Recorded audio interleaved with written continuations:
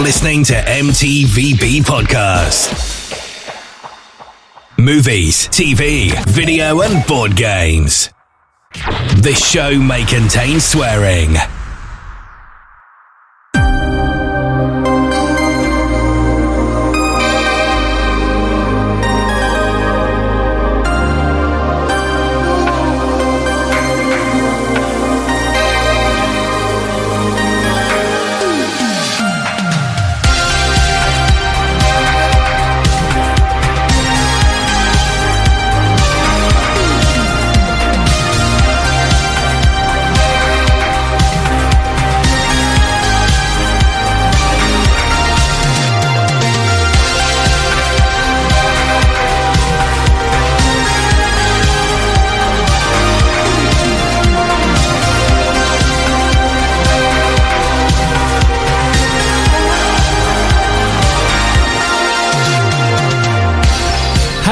Welcome to a brand new episode of the M.T.V.B. podcast, the podcast that talks about movies, TV shows, video games, and board games.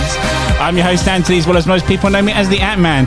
And welcome. This one is going to be a bit of an eyeballer, this one. This is the last episode of Season 2. So before we crack on with the episode, guys, I just want to say a big thank you to all of you that have carried on with this season, considering it hasn't been the best of recordings with the audio issues and whatnot. But, you know, you stuck around. We got our listens, and I can't thank you enough for carrying on listening. I also want to thank the guys that are here in person who have carried on this season with me over the internet and stuck by all the way through to the end. Guys, thank you very much.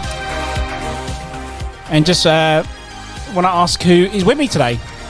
Grey Fox, aka Gal. We got a little gal in the house. Pharma Sutra. Go cool. Yes. Guys, thank you. Thank you for sticking to the end. We're here at the end of Season 2. So today's episode, obviously, is going to be an emotional one. It's about the most emotional moments in video gaming. It's going to be a tearjerker. Yes. It's going to be very tearjerker. I call Little G crying first. He was already crying on the way there. Yeah, we called out who was going to cry. Yeah. So before we start, Little Gal, Big G, sorry, do you want to shout out to someone you said? No, but shout out to one of our hardcore listeners, Razon. Raz. Yeah, Handsome Raz, is it? Handsome Raz. Handsome underscore. So this one was for right? you, buddy. Always giving us positive feedback. He's been one of our hardcore listeners from the beginning. 100%. Positive feedback's always top man. And he just wanted me to give him a shout out for his cycling club that's just started up, that he's joined. It's Sri Lankan Startup Nation is called. You can find that on Instagram. Sri Lankan Startup Nation, that's what it's called, and it's basically Tamils and Sinhalese startup cycle club. Nice. Awesome. There you go, for Raz. That's for you, you're Yeah, Raz. You're literally your only supporter for your Pokemon episode. You might do it. So, guys, I just want to say, before we start the episode, thank you for coming in today. You know, we're slowly coming out of lockdown, and I managed to get you back into the studio for the last episode. We were here for the beginning, and you made it to the end. I missed this place. I missed this room. Mate, I missed the mic. Isn't it? Well, it's only been like not even a year, and so much, so much shit. Well, it has been a year now, officially, isn't it? Exactly. You know, I miss the most just hearing us all in HD again. Yeah, the quality is just like amazing. So much good. better. Yeah. So much better. There's not the WhatsApp cutting out. I was like, oh shit, I've got to get these guys back on the phone. Yeah, was it Little J always cutting out, isn't he? Exactly. So he's never on the episode. He's been on one. Chupapi menyanyo.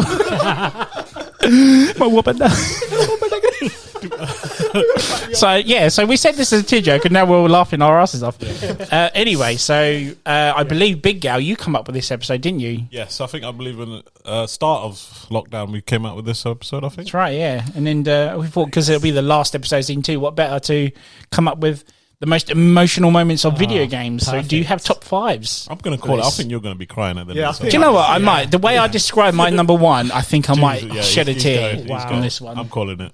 You can see the real humans in us today. You know, the real, It's weird though, isn't it? Like, even just coming up with the top fives, you know, you got to prepare yourself, because it's like, okay, any top five games, top five, you know, it's like you look forward to it, but then this is like, you really got to go into your emotions and think, what really hit you, right? What really got you? And I'm sure we're going to mention this in the questions you ask us, Ant, but there's so many, like, over the years, just how you're watching a movie, you get emotional, but never thought video games, and it was really good to delve into it. It's actually quite rare for a game to get you. Like, I can only, when you told me this episode, I was like, oh wow, there's 3 games instantly popped up to my mind because that actually got me, and I was like, yeah, that actually, I think, yeah, I was all. No, there's a game that literally was, my heart was like, oh my god, like I was in like. Yeah, we're definitely going to clash on this one. Yeah, I know you two, or I'm pretty sure he's got it. I know because we felt the same emotions during that time, and I was literally going to cry. I was like, oh my god, this is like when movie does it to you, you can understand it. But when a game does it to you, this is like, I reckon it's another level because it's more to it, to the game, because your controllers, So when a game does it, I think it's on an extra level, and if it does it, it's amazing. 100%. I don't know. I don't know if you agree with me. Yeah. I totally agree. Totally, yeah, totally. Because you're going through that journey as the player, isn't it? So you're actually the player yourself. So it's kind of like, at the end of it, I don't want to get it. Yeah, exactly. already. Shit, I might go now.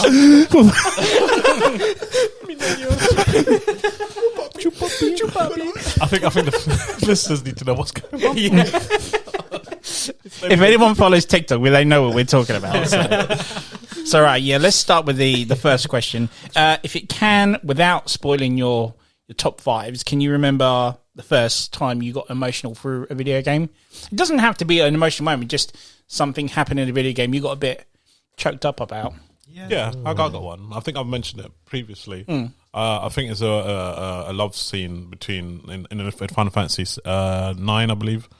Where you think it's at the end of the game. Obviously, Final Fantasy, as everyone has a long RPG game. My turn, your turn type of game. Was it say on the t-shirt? My turn. It's your turn, or it's my turn. Oh, we definitely need to get that t-shirt. But after a long trademark. So there's a love story between the main character and one of the party members, and it's quite. I was a kid by then at that time, and you feel for it. You're a sucker at that time. You're a little kid, blah blah blah, and that one at the end where he returns. Everyone thinks the main hero is dead. It's simple, and then there's a play happening at the end, and it makes out like he returns and he's in it. But throughout the whole game, you think at the end of the game, you think he's dead, and then obviously the prince is like, "Oh, he's still alive." Sort of thing. It's amazing. Like it still gets me every time. Like it's not in my top 10, but it's one of those emotionally attached love scenes that I still like. That was still on the hold PlayStation. Number 9, yeah. Zidane, yeah. Oh, yeah. Wow. It's underrated. I don't think a lot of people don't appreciate number 9, but I think it's really good. They awfully don't. They don't awfully talk about 9. Yeah, never. An awful lot. People say like 7, 8, 10. 15 maybe. I think one of the reasons is because 7 and 9 was more like modern sort of graphics, and all of a sudden they went to this sort of like cartoony base sort of, and then I think everyone fell out from there. But it's just an amazing game though. It's one of the best ones. Still waiting for that Final Fantasy 8 remake though. Dude, that needs to be remade big time. It's happening though. It's definitely happening. It's definitely happening. We'll see. Yeah. Little G, can you? Yeah, I'm surprised you said Final Fantasy. Mine is actually Final Fantasy 10. Wow, I'm going up in numbers now. Yours go, because yours going to be 11. Don't you dare. I might just write. No. There is another one, but I think Final Fantasy 10, it really got me. You play as... have you played it? Any of you played it, no? No. It's your, 10, the PS2 one? Yeah. It's a long time ago, yeah. So you play as this character called Tidus, and he's basically disappeared into a different timeline, and you're basically exploring, you're playing as this guy, and then you go with a group of characters and you start, typical Final Fantasy, and you work your way up, you travel for, Just a heads up, Final Fantasy is not your typical story. It's always like, it's kind of complex, sophisticated. Yeah. Go on, sorry. So you go with this group of people, you build your team, you got 8 of you, and you're trying to defeat this massive monster called Sin. And this Sin is like a massive like beast that keeps wiping out cities after cities, and he needs to be stopped. So we got this summoner called Yuna. She's like the chosen one, and she's going to different temples to get power up, basically. I'm going to give it in simple terms. There's a lot more detail to it, but she powers up and gets stronger. And during the end of the game, as you get closer to Sin, you find out, the main character asks, we find out, the summoner has to sacrifice herself in order to wipe out Sin. Yeah, he doesn't get wiped out. He doesn't get wiped out. He comes back back every 30 or 50 years, but he stops Sin for another 50 years. And our guy's like, what's the point? Why are you sacrificing? Because this character falls in love with her, the summoner, and it's kind of like very emotional. And there's like an emotional scene there between those two. Wow. Yeah. So you end up fighting Sin, but then you find out you can save her, and the only way to save her is by sacrificing yourself. The main guy. And then you're like, oh my god. Yeah. Basically, the twist is you find out that the summoner's meant to die, but in actual fact, it's actually him because he's out of sync of the whole timeline. He's the savior. So he's the savior, sort of. That he completely was. It's like emotional. It's very emotional. Yeah, you can't explain it. And how old were you? We were like kids at this point, right? This is what I'm saying. Final Fantasy for a kid is emotional, bro. Yeah. It takes you for a roller coaster ride. You fall in love with the girl as well. Like you used to like her. Yeah. But I believe you probably have some like stories with Tifa from Final Fantasy 7. Loads of guys. Like, that was going to be mine actually. Yeah, I told you. See, it's like the stories are amazing in it. But it's a shame it's not the same for the like recent ones. But the back in the day for 10, 7, 9, 8, 8, 9, and 10 were the ones. Yeah. Amazing story. Emotional. Wow. That's crazy. So go, cool. Final Fantasy 11. No, go on. What's your whole new universe? Do you know? I think the first one, I wouldn't say there's more emotional ones, which I'm going to leave for the top 5. But the first one, like in terms of like where I actually felt a bit of emotion, you won't believe this, but it was like seriously the campaign in Call of Duty, like in 2007, and it was. I think it was towards the end. Is like No, you know what it was? It was the scene when the atomic bomb had gone off or something like that. And at the end of Modern Warfare. Yeah. And he's reaching for his hand. And there's always that scene where he's reaching for his hand and someone grabs it to say, I've got you. And at the end, it doesn't happen. And at the end of it, like, there's a scene where you're dying and Zach, the bad guy's then, you got to reach for the gun and shoot him. It sounds, I don't know what it was, but I remember just playing like the hype, me personally playing this game and looking forward to it and seeing that bit as the end. It was emotional, but I would say that it wasn't like crazy emotional, but you had that kind of connection with it. Totally. But there's honestly, that is going to be like the least emotional thing you're going to hear today, folks, because there's going to be some real stories. You don't want to reveal. I'm calling it. You got Call of Duty. I'm calling it. I got that out. I think there was one. There's one in there. I'm sure. Exactly, yeah. It had to be, isn't it? Because that story, even though it's based on like a fictional thing, but there's something about the human relationships, especially you're building with your team and stuff, and but in a campaign mode, you won't really think of it. But if you're a hardcore player like myself who plays FPSs, especially in FPS, because it's like you're seeing a gun on the screen for the whole time. Totally. How do you build that connection with the characters that are there? It's hard, right? But they made it happen, and it's really it's impressive to do it for an FPS. This is what I said at the beginning. Exactly. To get your emotions out, it is quite hard. It's hard. It's not easy because you're not just concentrating. It's on an the interesting story. concept how yours is more based on an explosion. people dying, whereas the other two here are about sacrifices and whatnot. And so, have you done that initially just to change it up, or kind of? Do you know what I kind of thought? I was thinking as it was going around, what is the first game that kind of got that emotion? I was like, shit, it was Call of Duty. Here it comes.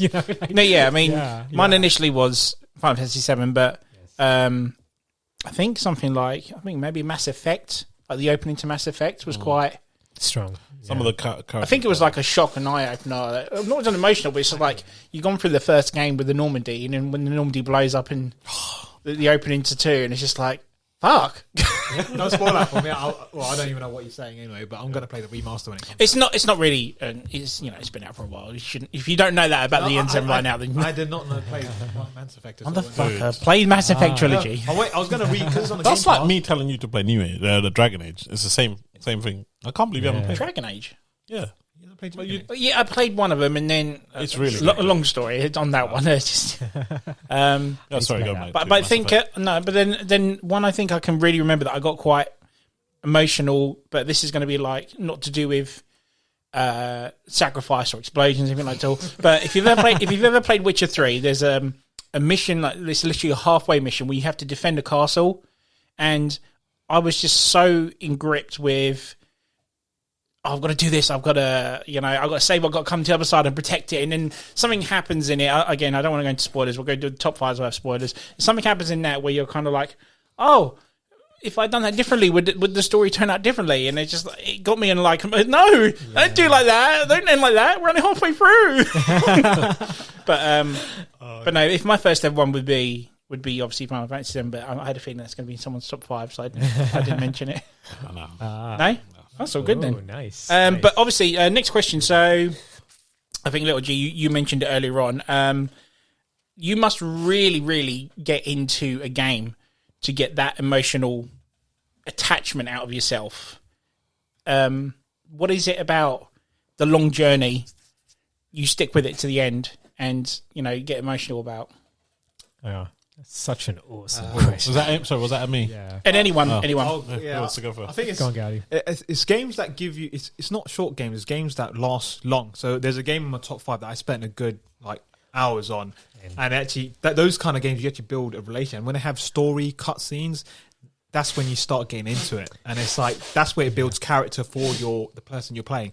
So I think that's what builds up. That's where it gets me. Oh, I've got this attachment to this character, or I feel like I am this character, and whatever happens to him is happening to me. So yeah, it takes a while. I think time. I think it's the longer the game is, I think that's where you start playing. There's never been a game. I've been saying that there has been some indie games, like small games, where a couple hours and they do get you. Oh, mate. Yeah. I think it might be in yours. Oh, yeah. I think especially games that you can relate to that character. Yeah. Or you put yourself in their shoes, right? That gets you more Definitely.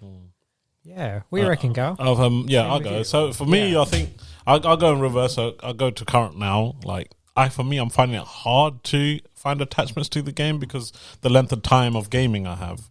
It's like an hour here or 2 hours there or late at midnight after everyone's asleep. So it's more like I'm just playing it because I want to finish the game sort of feeling. Whereas before, it was like whole days of gaming, like 2 days in a row sort of game, like 5-10 hours. So you have that, you're engrossed in it throughout. And going back to your question, I think one is, if I can find sort of similarities in the characters in the game, I'll find attachment. That's one. And two, the more time I can spend on the game. Those are the two things. Going back to the answer. Question. It's excuse me. Little G mentioned about the long trip, the journey, how, from RPGs you start to finish and you grow to be your character. The character is essentially you and change whatnot. But then I do think other smaller games, like you said, indie games, like one of them, I think it's in my top 5. My daughter picked out, said, "Daddy, this looks like a really pretty game. Let's load this up." In the first 5 minutes, I'm an emotional wreck. It was like watching Disney's Up. You ever seen that movie? It's like when the grandma died, and it's like, fuck. I haven't even started playing the game yet. And I just good God. And then I have to explain to my daughter why I'm on them. Why am I crying? It's just so beautiful. Did you say it's an indie game? Yeah, it's an indie game. Yeah, Man. Told you. But no. What else is there? What was I going to say? Oh, complete. You take me. Sorry. Memory blank me now. Sorry. Carry on. I'll come back to you in a sec. Yeah, I totally agree. Like what you boys are saying, it's basically, isn't it? When you play a long game and you invest a lot of time into it, especially into the characters, you grow that attachment. And it's the weirdest thing. It's something your brain does. It's like us, like group of best friends here. Like the longer you spend with each other, you have that attachment. And it's the same with the game characters. And the longer you play. And I've noticed this, there was something I was watching on YouTube. It was this documentary about people who live out in really far places that are away from civilization, like in a countryside, in the Midwest in America. There's so many people who their kind of attachment almost is video games. So they get so bought into these characters that they're almost like their best friends. And, you hear these stories of when that main character dies in the game and stuff, they're just in bits, and it's the brain, it builds this attachment. It's a natural. I think you're referring to World of Warcraft, where someone had a Is that the one where you got the general managers as your general manager? We talked about it on the online episode. The customer service guy is a dungeon keeper or something. Yeah. Is that the one? Is that the one? No. I think you're talking about where Little G lost his character.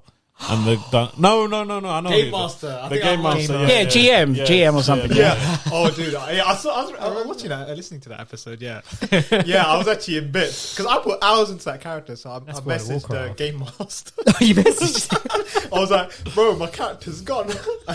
My level 1 crash. Don't worry, Game Master will help you out. I was like, yeah, it's been deleted. Do you actually talk to them, or do you have to write a ticket? You have to submit a ticket. So tell them about emotional. No. Does he actually talk to you on the phone sort of thing? Oh no. And if he does he do the old English? No, man, you guys are just being this. No. I'll reply to you in game and say, yeah, look, we've restored your character, this and that, and it's like, yeah, thank you. Can you imagine dating some bird? What do you do for it? I'm a games master, baby. I'm not damn, I'm sold already. That was the role to be. Imagine a game master in you're in charge of the server. So, I can imagine, especially when you devote hours into that game, for your character to just go like that. Bro, You should have seen the Crazy, emotional dude. text, the emotional ticket I sent. I said, "Look, please." Like I was young, but I said, "I need this character back." I spent hours, and I was like, "Yeah." Like he saw I was dead. Like a massive paragraph. Like an essay. All I had to say, I deleted my account by accident. Could you restore it? But I had to make it like Yeah, emotional. fancy. Yeah, It's like a love letter. Right? And he's like, bro, you could have done this in a paragraph. yeah. It Oh, was, but no, I sorry, I remember what I was going to say. There's also another game where I didn't particularly like the character up until the very end and the emotional bit. Okay. And then I was like, oh.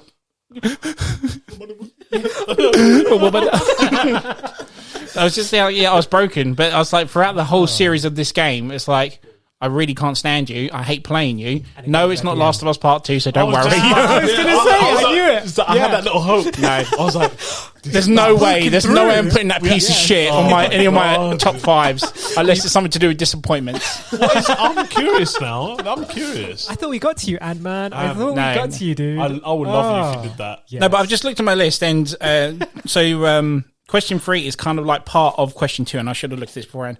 But when you get to those sort of games, do you play it for that story, or do you play it for the characters because you know or you think something's going to happen like that? Yeah. I think, especially if you invested a lot of time into it, it's more about the character, isn't it? And Well, especially for World of Warcraft over here. But that was more of your actual character, though. no, that was nothing emotional. It was just like at that point, I deleted it, and it was so much like that's hundreds of hours just gone down the drain. It was like days. Shit. Out. Years. exactly. Shoot the question again, Ant. Sorry. So when I was going back to when you get emotionally attached to a game, is it the characters that keep you attached, or is it the story that keeps you attached? That's primarily what the question's trying to get at. It's weird, that one. Good. I reckon it's both. It's got to be Well, both. innit? you wrote these questions, sir. So this is the episode you wrote, I sir. mastermind that question. I think it's both, definitely, because you can't have the story without the characters. So, Exactly. like, Yeah, man. you know, if you're going in for an RPG game, right? Like, you're gonna meet characters, you're gonna meet some crazy wacky characters, and some of the characters are amazing, and you're gonna fall in love with them. Yeah. And then obviously they'll intertwine it with the story, and it'll work beautifully. And then you have some games where it's less so, like it's less focused, and maybe just focus more on gameplay. So yeah, going back to your question, I think. So you haven't really answered it. So going back to your question, sir. I think yes, story and character, Both, important. yeah. It's very important.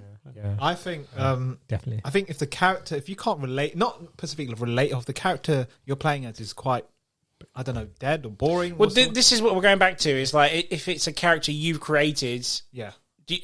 Are you in it for just your character? Okay, Or do you go in it for the story? No, okay, I was looking more into because more in story. If you're creating your character and they've got crap dialogues throughout the thing, then that's Well, a different what story. about choices? Then you can actually. Yeah, if you have choices, that changes the whole thing because then you actually have control of that character. And those choices, cause outcomes at the end. All right, I know what you're talking Yeah, but what I was trying to say, if you can't relate to your character and your character is dead, it's no personality, and it's just like there's nothing interesting for the game, then the story is really irrelevant. Yeah, if your character is complete crap, they've developed a character which just makes no sense at all, and What's the the story is point? good. It's not gonna be consistent, is it? It's gonna be a fail. Exactly. And I think games have done that. But there was a game I can't think of right now, but yeah, there's been fails like that. So I think character and story have to work well together. They can't be one or the other. 100%. Yeah. It's so. I have to say, I love how you're like, 100%. I agree. Oh, wait, now you want my side. I just have to say, we're looking at the conservatory, and I noticed your fairy lights, and it's really fit. Oh, for sorry. this Is it episode. distracting? Yeah, When you it's talk so about nice. conservatory, this is a studio. Stop confusing the audience. We are in a studio. It's a studio. How dare you, sir? Sorry, go carry on. And Gary building on that. So yeah, man, it has to be consistent. Sometimes you play a game and even you listen to the voice acting and it's so jarring because there's no emotion in this character. But there's some games where there's no words from the character. An indie game, like there's one that came out on the PlayStation called Journey. I don't know if you guys have heard of this. Yes, I heard about that. Remember that? And it's this character, and it's just dressed up in this red. Isn't it kind the of cloak? robe. Big sort of cloak sort of thing, That's it. And it's just going towards a mountain or what it is. But it's just something about it. See, that wasn't the character. That was the first game for me where the scenery just made that emotion stick out. It's like, this is a beautiful game. It's like 2.5 hours. I'm playing this. There you go. simple. So there's indie Yeah. games without dialogue, and yet Yes. they can Still- through gameplay or what they have, They can it's somehow, telling a story. yeah, and you're like attached, and you want to finish. And this then, game. and then you got the It's other like- side, whereas you got God of War, where they, actual face recognition. I don't know what is it called when they get the dots? Is it face? It's oh my god, what's that thing called? With the face tracking. Yeah, face tracking, face and you tracking actual thing, right? acting into the. Yeah. and that works as well. Like Amazing. Yeah. Come here, boy. Or that guy. Come here, boy. Apparently, he actually uses emotion, his own emotions in that. In some of the scenes, and he teared up or something. That's why it sounds so real. Yeah, That's so you got that side, which Should have got him on the episode. hey boy, Boy. He's got badass voice. yeah. I wish I had a voice like that. Yeah. Oh, come here, boy. I mean, I think that's a bit odd. No, I think my side of it, because I was very late going back into RPGs. I think for me, it's story. It's always story first. But a lot of these games, going back to what Little G says, or yourself says, you start off with making your own character. Fallout, you don't have to, but you can create your own, Vault Dweller and all that sort of stuff. Yeah. I'm very cheap and just want to go straight into it. Like you, Big Al, I don't have a lot of time and effort to put into games as much as I wish I could do nowadays. So I'm sort of the person that just wants to get everything done with start the quest, start the story. But going back to what you're saying about choices, like, for example, Fallout 4, I joined the Railway. I would like to go back and see what the story is with the Brotherhood of the Steel and stuff like that. Yeah. Is that sort of yeah. So what if sort of feeling? Yeah, but you're still going through all these characters, because I'm sure you'll still get the same companions like Nick Valentine, all that sort of stuff. And I keep using Fallout 4 as an example, but I'm sure other games do it as well. Like when I played Wind Waker, didn't really care for Link that much. I mean, I liked the aspect of his story, what he was getting to. It's good that he doesn't speak though. No, I don't believe. Yeah, he doesn't. Yeah. Seriously. Just like the GTA character. He Not Wind doesn't Waker, speak. big pardon. Breath of the Wild. Sorry, Breath of the Wild. Wind Waker's a piece of shit. That's one of my top games there. Yeah. So it's one of the worst animated games ever. Anyway, it would have gone in my top 5 disappointing games of all time. He's But- winding you. Don't you dare. He's winding you. But no, I do like my stories a lot more. But I think if the characters you like on the way there Yeah.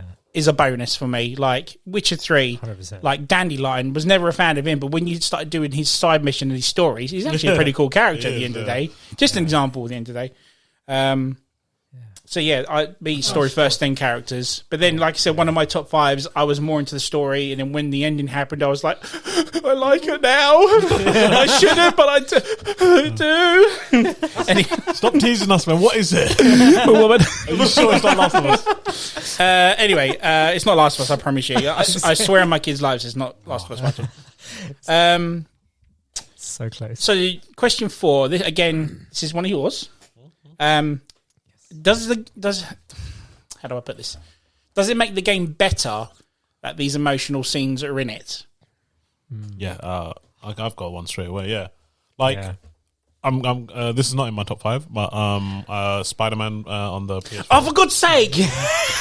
No, I'm only joking. It's not. But you knew it was because I had it on there, and then you took it from me, so I left it out. Okay. I nearly shut myself there.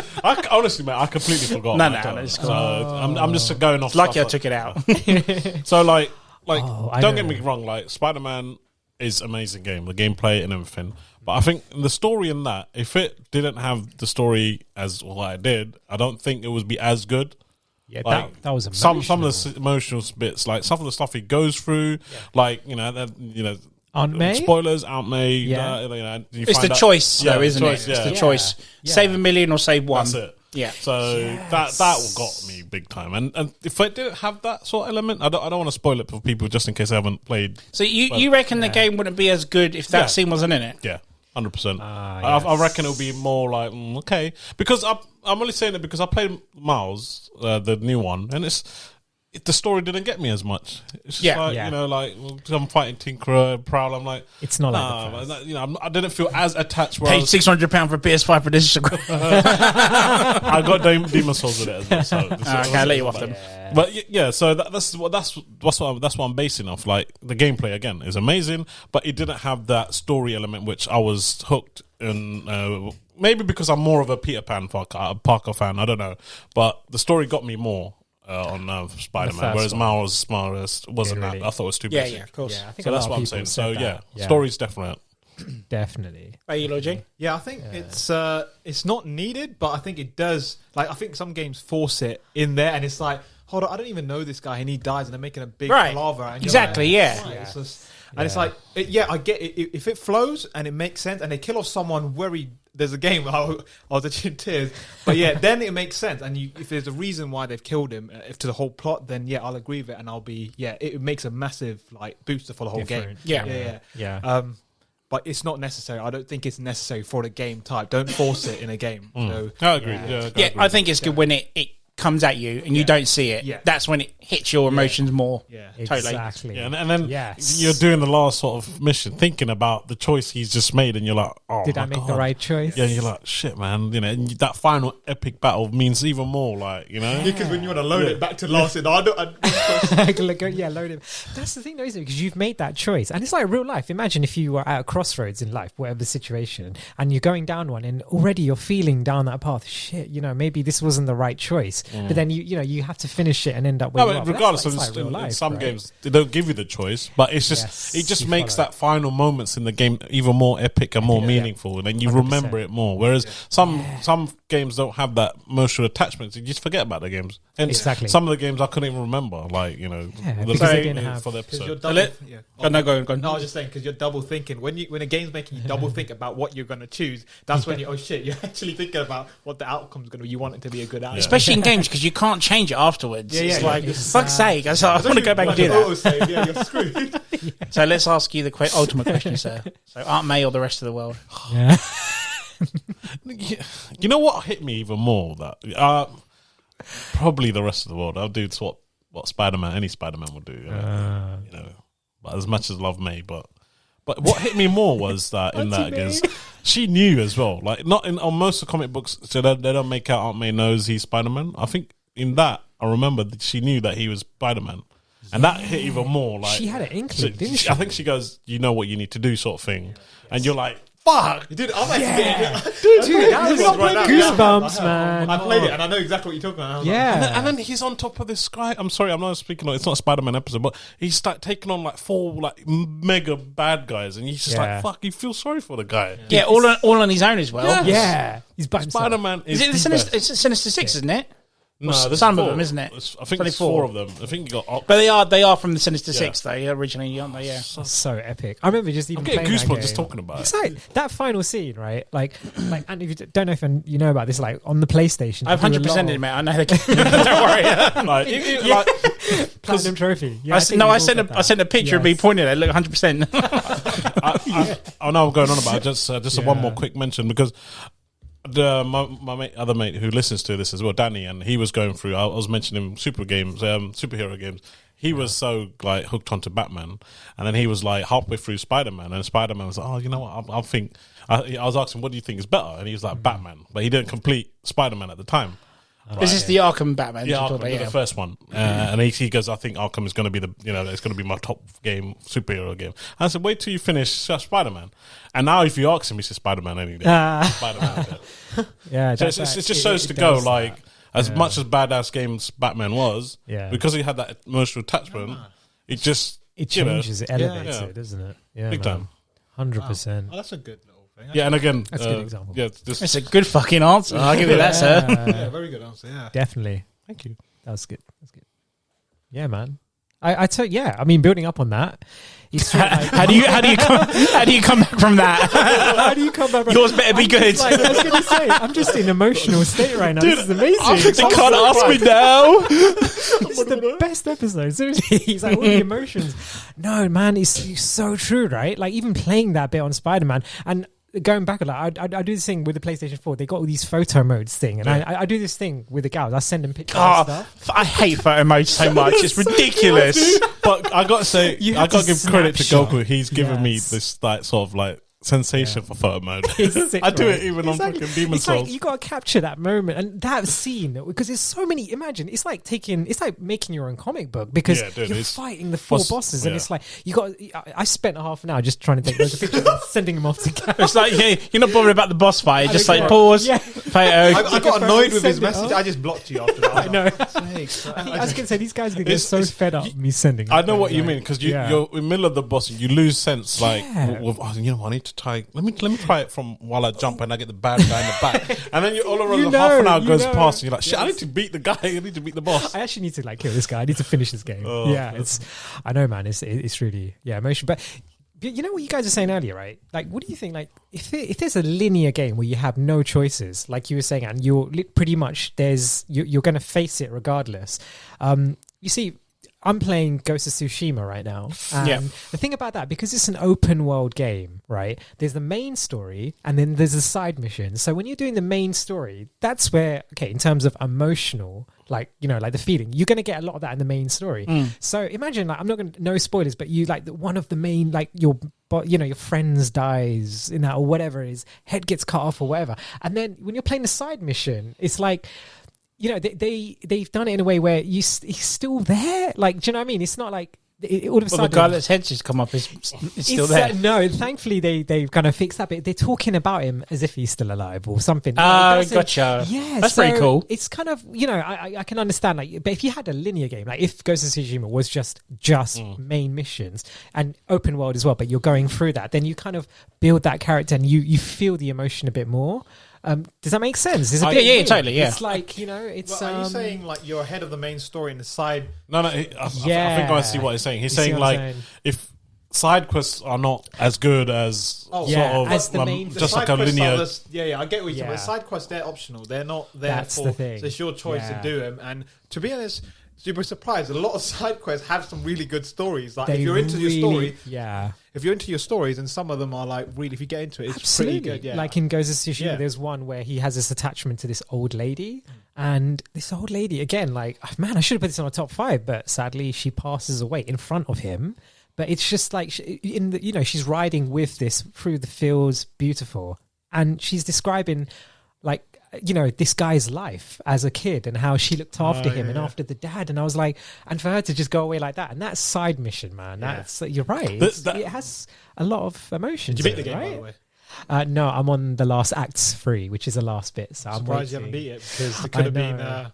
Yeah, I was going to say it was so close to being on. There's already a scene that's happened that I wanted to put in. But I'm sure he'll bring it back in season 3. Yeah. Like, it should have been my number 1. Yeah, we got to do this episode. So the first thing is episode 1 to be like, just a heads up. Go see my number 1. that got like nominated for Game of the Year, so there's a reason. For it that, did. So, I'm not surprised. Yeah, that was great. But when you do side missions and it drives you into the emotional state, or gives you so I'll give you an example. When you do side quests on Assassin's Creed, I feel like it's just okay, you can do it for the loot, whatever. And there's other games where you do side quests and you're like, whoa, this is actually driving me away from the main story, and that's right. Making me invest in this sort of side quest. And it's like, wow, that's amazing. Like sometimes you're doing side missions, and you're just like, well, this is kind of, hey, can you go get my bird? It's stuck in the tree. It sounds like Witcher 3 side mission sort of. I don't want to mention it. I've mentioned it in previous episodes, but that's, Witcher, for example, was one. And obviously, I played a bit of Ghost of it. I need to complete that, but that does it. Yeah. And I think one other game I can't remember, but there's some games do a damn good job. It's not just there just for, time pass or something. It's there for a reason. It builds on, exactly. It's kind of it shows they've invested time in that. Yeah. And Ghost of Tsushima was one of them. Their side quest was relevant to the main character's story. There's I think the lady that looked after her as a kid, that is relevant to your main character. Yes. So I mean, the option's there for you to do it. Yeah. But if you do it, you kind of understand your character a bit more when he was younger. So it's pretty cool. Yeah. Exactly, because then when you replay, like the great thing about the game is like, don't know if you played it, Anne, but I've not played it. When you do, man, it's incredible, right, guys? Like, Yeah, back me up yeah. on that. But when you, I've not heard one person say a bad thing about it, so I'm looking forward to giving it a I'm go. waiting for it Definitely. to get upgraded on the PS5. And, the PS5 upgrade. It's Definitely. well worth it. Yeah, I mean, it's a beautiful game. But like, it's like All if right, you Jay. were to say, my name is Nash. Beautiful game. It's like if you played that game and if you say, because it's got save points, so if you save it before a major event, and which I did, and I played that old lady mission. You know, if I didn't do that and went into the mission, the main mission, and that event happened, it was emotional. But then now playing that side mission, like you said, and now going back into it, it's like, whoa, now this is really emotional. So they kind of like added to that, and smart how they did that. Yeah, it's really good. Yeah. Good, some good answers there. Yours is really freaking good. I was like, I ain't coming back from that. I'm not even going to bother answering. It's a good example. So, final question before we start the top fives. Do you think certain games stand out because you know these scenes are in them? Okay. So Like your top five, for example. Do you think people know about these games because they know these certain scenes are in this game? Yeah. I think so. Yeah, there's not all of them. There's a few games that stand out so much, and they are known for that, like that incident there. But I mean, I don't think that's not what makes the game. Well, actually, it does. For certain games, it does. Yeah, but well, one of my top fives, right? It's got loads that I can pick out. I literally have loads of emotional scenes I can pick out, but I don't think the franchise is known for that. Like, so I don't know. That's a difficult. That's a damn hard question. You wrote it. Damn. no, I'm looking at my top five. There's only one of them which is iconic moment. I think mine is probably There is one. Yeah. known for its scene at my five. Yeah. But does it stand out as a game because it's? No, I don't think it does personally. I think people will play it because of that scene, but not. Yeah. It's just an addition. It just makes the game better, but it's not Definitely. known for that scene because all of my top fives, they're really good games. Most of them are really good games, but they're not known for that. Only one of them is known for that, but that's about it. That's it. I'm gonna have to bring this up. Sorry, Ant. Last of Us 2, right? And I'll tell you why. It's because when that scene happened, when that certain so-and-so passed away, right? It creates such a ruckus on the internet. Like, I remember even hearing about it and I was like, shut up. You know, I want to play this and someone's going away or something like that. But see, in the age of social media, that was so easy for that news to get across. And I heard that people would want to play it because of that. And it's the only reason why Sony released it, because it got out.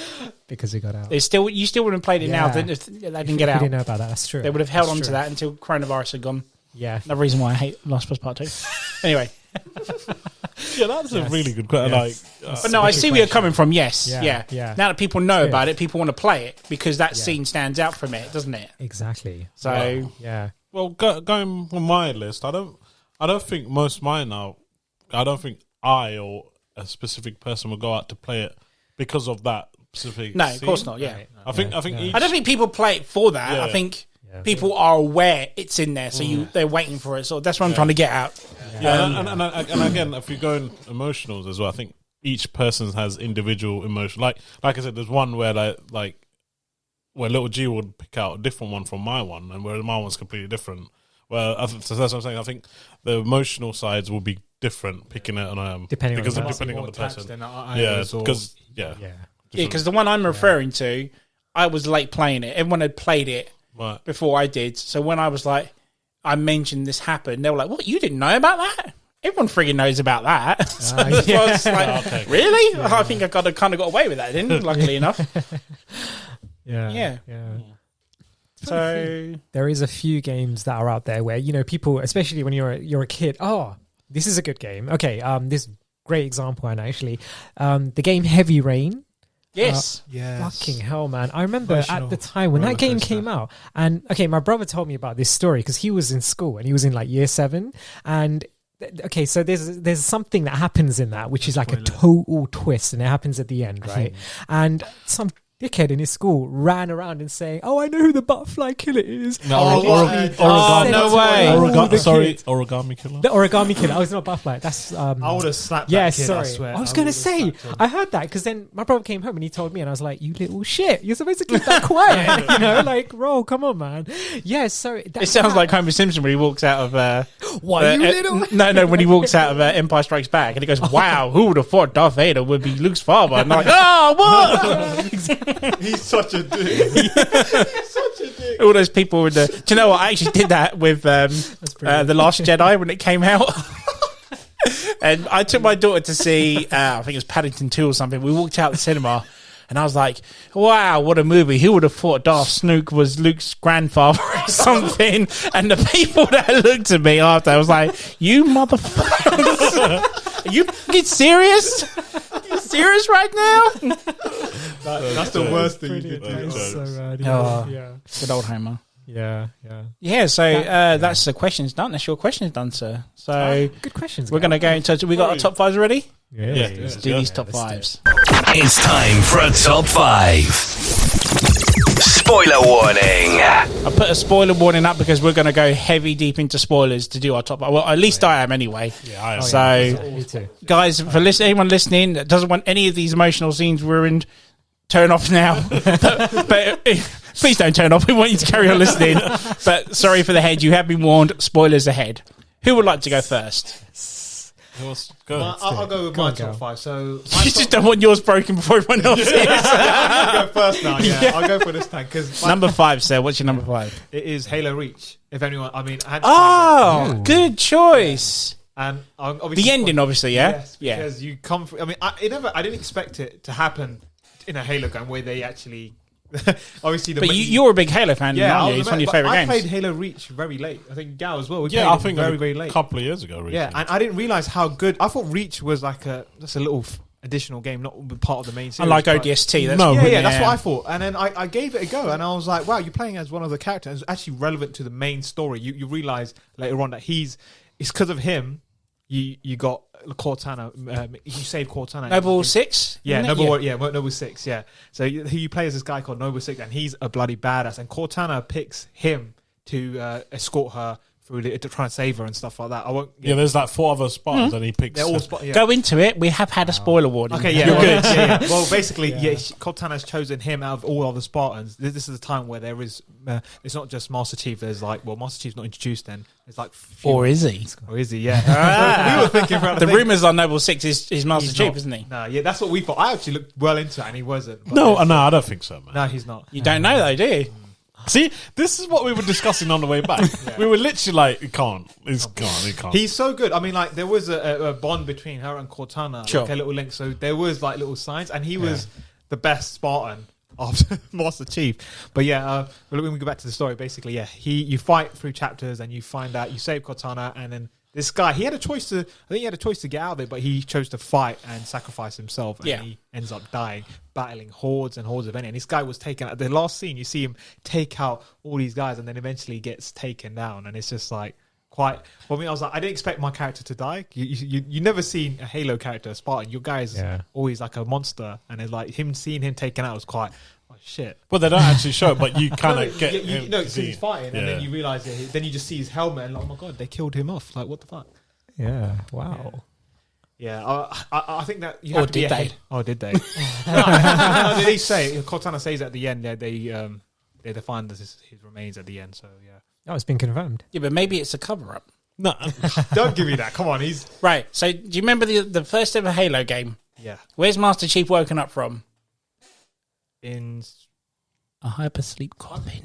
yeah. He used to be Noble 6. No, come dude, on. stop getting me excited. Man. I'm getting excited like that. Don't do I'm this. telling you, dude, Noble 6 No, it can't be. is Master Chief. If they reveal that, I'll swear that's amazing. No, because it's been so long. They would have said. I that. think it should be like. If they did, that would be badass. That would be so sick. I'm like, oh my god, no, we're sick. They found his remains, they picked him up, they stored him up, he went to sleep for years like Captain America done it.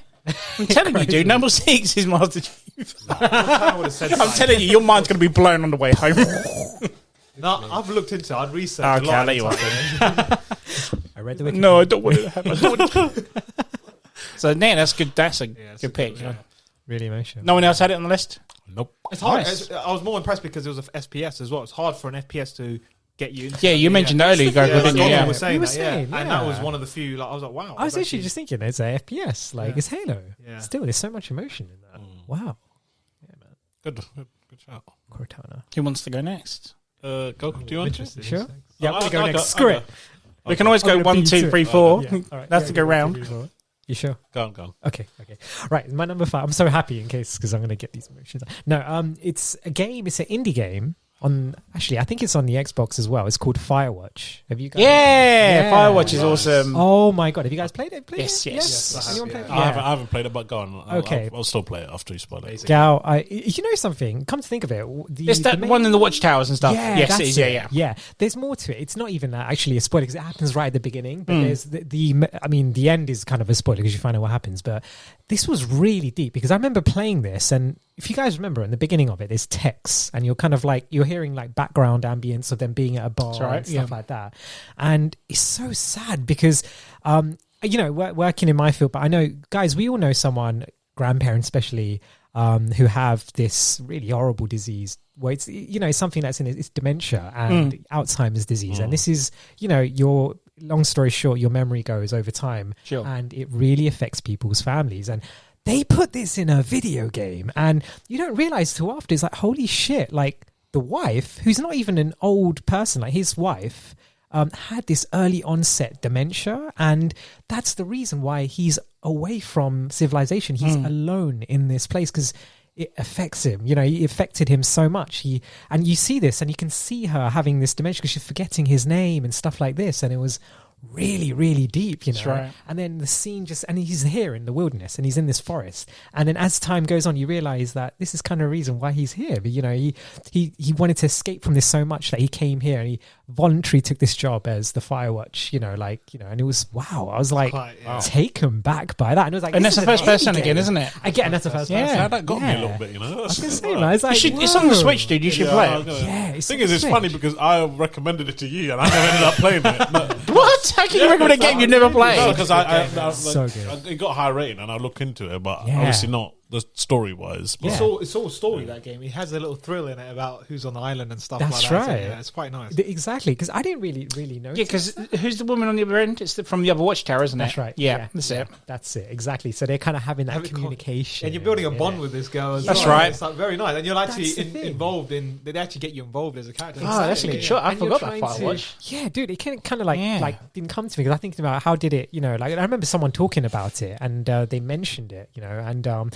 it's funny because even at work, like it's, you got a kind of, there's patients who had this and they mentioned this in media, and what they did actually mention Firewatch the game. They were like, really? They actually mentioned it. They were like, one of the examples of this is this game called Firewatch. This has been highlighted in this, and there's a few movies as well that had that, and also TV shows.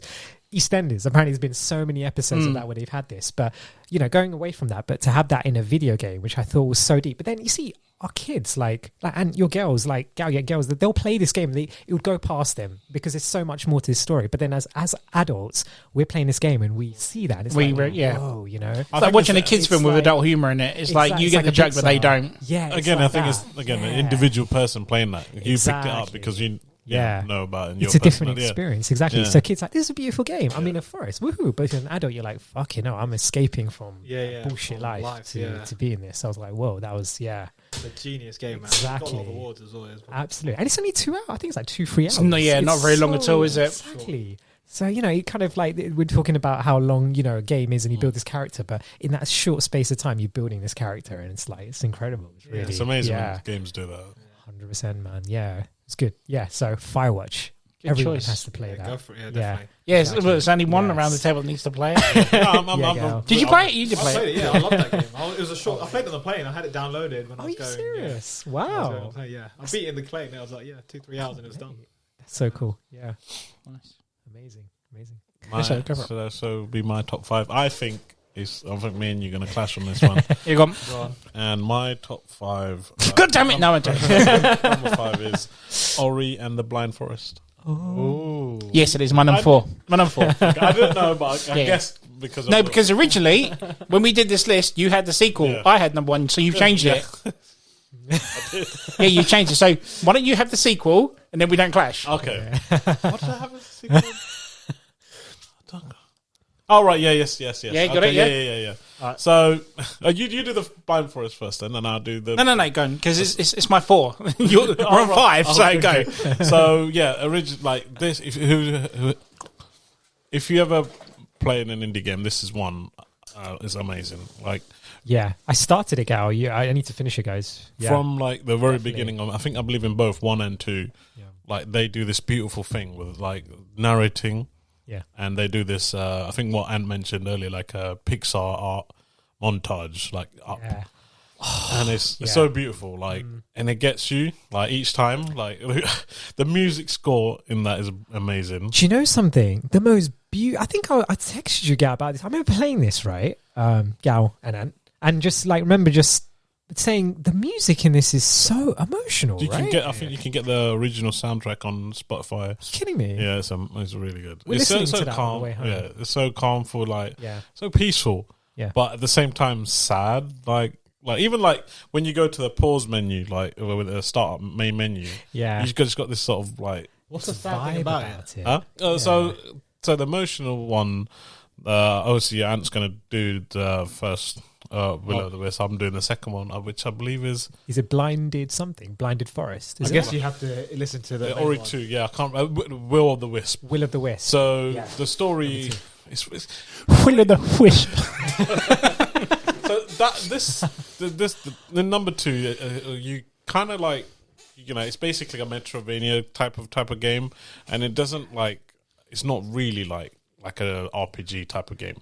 And I was well taken back because you kind of like rescue this sort of like ancient sort of frog type of creature. So it's all, imagine like it's all like mythical things and spirits and like all these like or like weird sort of creatures that like jungly sort of feel. Yeah. And you got this massive like frog that kind of helps you on your journey. It's like your guide. Yeah. Right? So there's a point where he helps you out. He battles this thing that's evil in the forest, and then he dies. He literally just get killed, and the music and everything, and you're just like, oh my god, man! Like it literally just gets you like on the spot, and I was like, shit, man, that's my guardian of the game. He just died. Like he's like your guide and everything. And he's just gone like that, and I was just like, damn, man! It's just the way I'm not doing it justice, but the music makes it a big difference in this game, and it's just so yeah, because there isn't any dialogue in it, is there? I think the dialogue is like done like in subtle done. It's like a narrative. Yes, yeah. But there's no like the character. Your character doesn't talk. That's right. But the other characters, like in the background, talk to you and stuff. Like I said, the ancient toad mass. If you played it, you would know. Play as a bunny, right? It's like some sort. It's not. It's just some sort of. I think they call it. Play as a bunny. It's a magical bunny, I'll have you know. It's all like hand drawn. It's so. It is a very pretty game. Beautiful game, man. I think there's like a really good it's an Xbox Pass and also a good version on the Switch as well. Like, it's on a Switch. I think you get both. That must play so good on the Switch. I've just downloaded both parts because it's free in the game. Play it, please. There's no point you playing it now. You know, I know, but it's not big spoilers. Though. It's a good game. I'll play it. Like the one that Ant's going to mention on his number 4.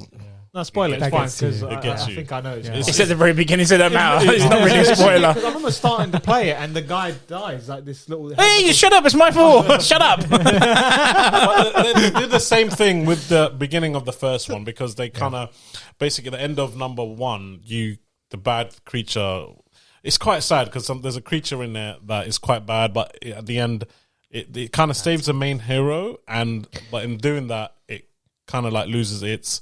sort of eggs or something, but later you find out that its baby survives in number 2 and it carries on and it becomes like your sort of so friend. The beginning of the game is basically the sad bit, right? And that's where but no and you have there's to go more sad things in the end, like even in the end it's quite complex. It's an emotional game. it is very emotional. Like I'm not doing it justice. It's not advertised as that. It looks like this beautiful pretty looking game and they're like fuck, man, you've just torn my heart in like 3 pieces already. Literally. Like even in number 2, there's bits in there, like with like I said, the bad guys. I say bad guy. This evil creatures In that, what's it called?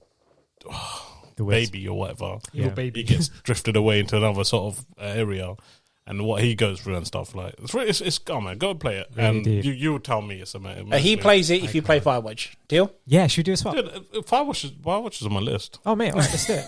It's on there, yeah. Yeah. No, Recommended it, but it's on his list. I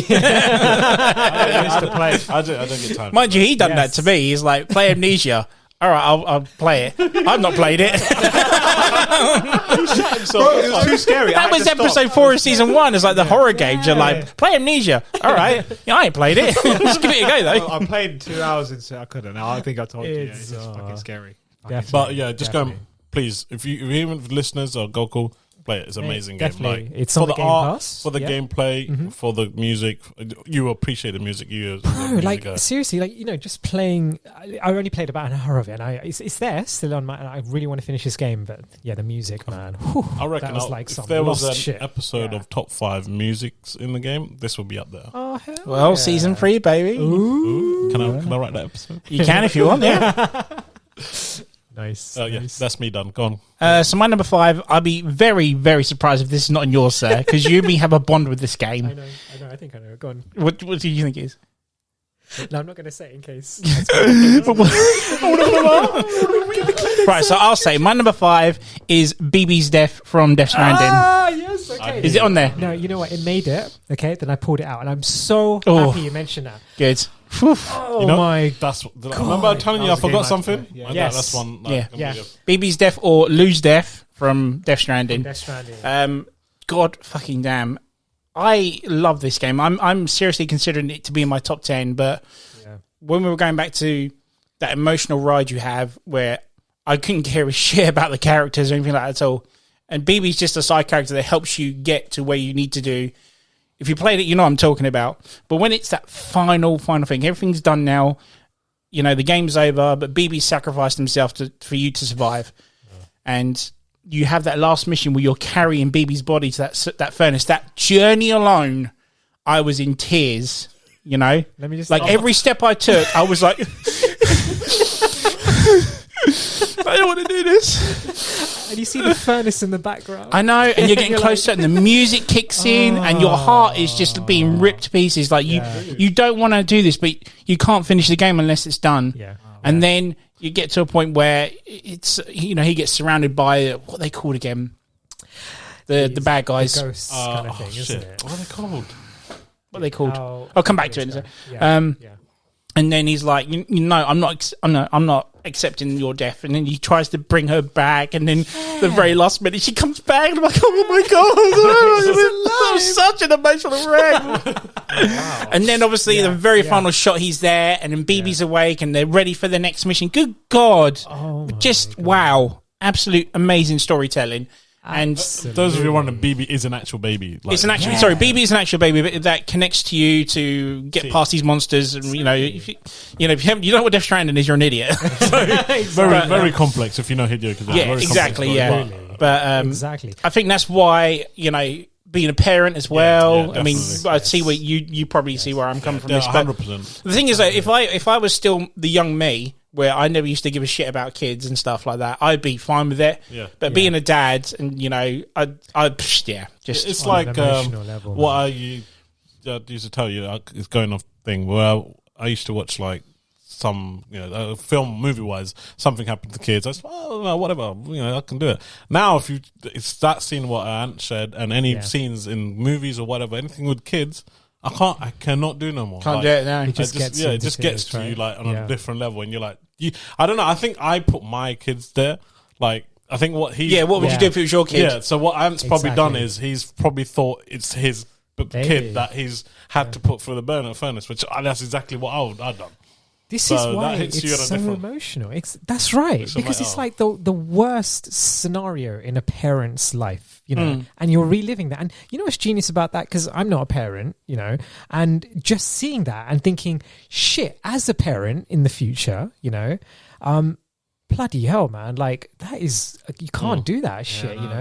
It's always the other. It should be the other way around, but it's something about that, isn't it? Because you're playing it. Yeah. And what I love about that game as well, and like you notice with the controller, your controller is the BB because it's talking to you and stuff like that. And when he So gets you have upset, that, you got a rocket to calm him down and everything. It's like a baby. baby. So I was Just, my goodness. my DualShock 4 is a baby. The game Yeah. does, And you can hear him crying on the controller as well. The game does. That's all right, mate. Shh, shh, shh, shh. My actual kid's crying in the background. Shut the fuck up. Oh, poor BB. There you go. There you go. Now get me through this mission, mate. Come on. We can do this. The game does so well to like interact and like as if it's right there. Like it does it well with the Exactly. controllers. I mean, the mechanics, what they've done is amazing. Absolutely. Like, man. yeah. It's for real. They've taken the advantage of the DualShock 4. Yeah, big And time. made it such Proper, good use out of it. Definitely, But- because when this happened, guy, I remember like when it happened, and this was when I completed the game was January. So this was kind of like again like the shittest year, 2020, like at the beginning of this, right? And I remember just putting it on the group and saying, "Oh, I finished Death Stranding," and I think actually, Andrew's me. first response was, "Dude, weren't you just in tears?" And I was like, "Man," and it felt so good because I thought I was the only pussy in the group. Well, not pussy, but generally human in the totally. group. Exactly. But then that went, and it was like, no, this is a human game, you know, because I felt that, and to Dad, and he felt that, you know, so there's that emotion, isn't it? And speaking to you, Gal, when you said about that as well, and it was just, It's weird, man. Like I emotional. think it's funny because I don't know if you know Jay's older brother Jiggy. He's very sensitive when it comes to kid stuff. And I used to take the mick out. Like, you little baby, man. You can't watch this scene. You know, he gets so emotional. Yeah, I used to take the doesn't piss out of him. Yeah. But it's reversed now.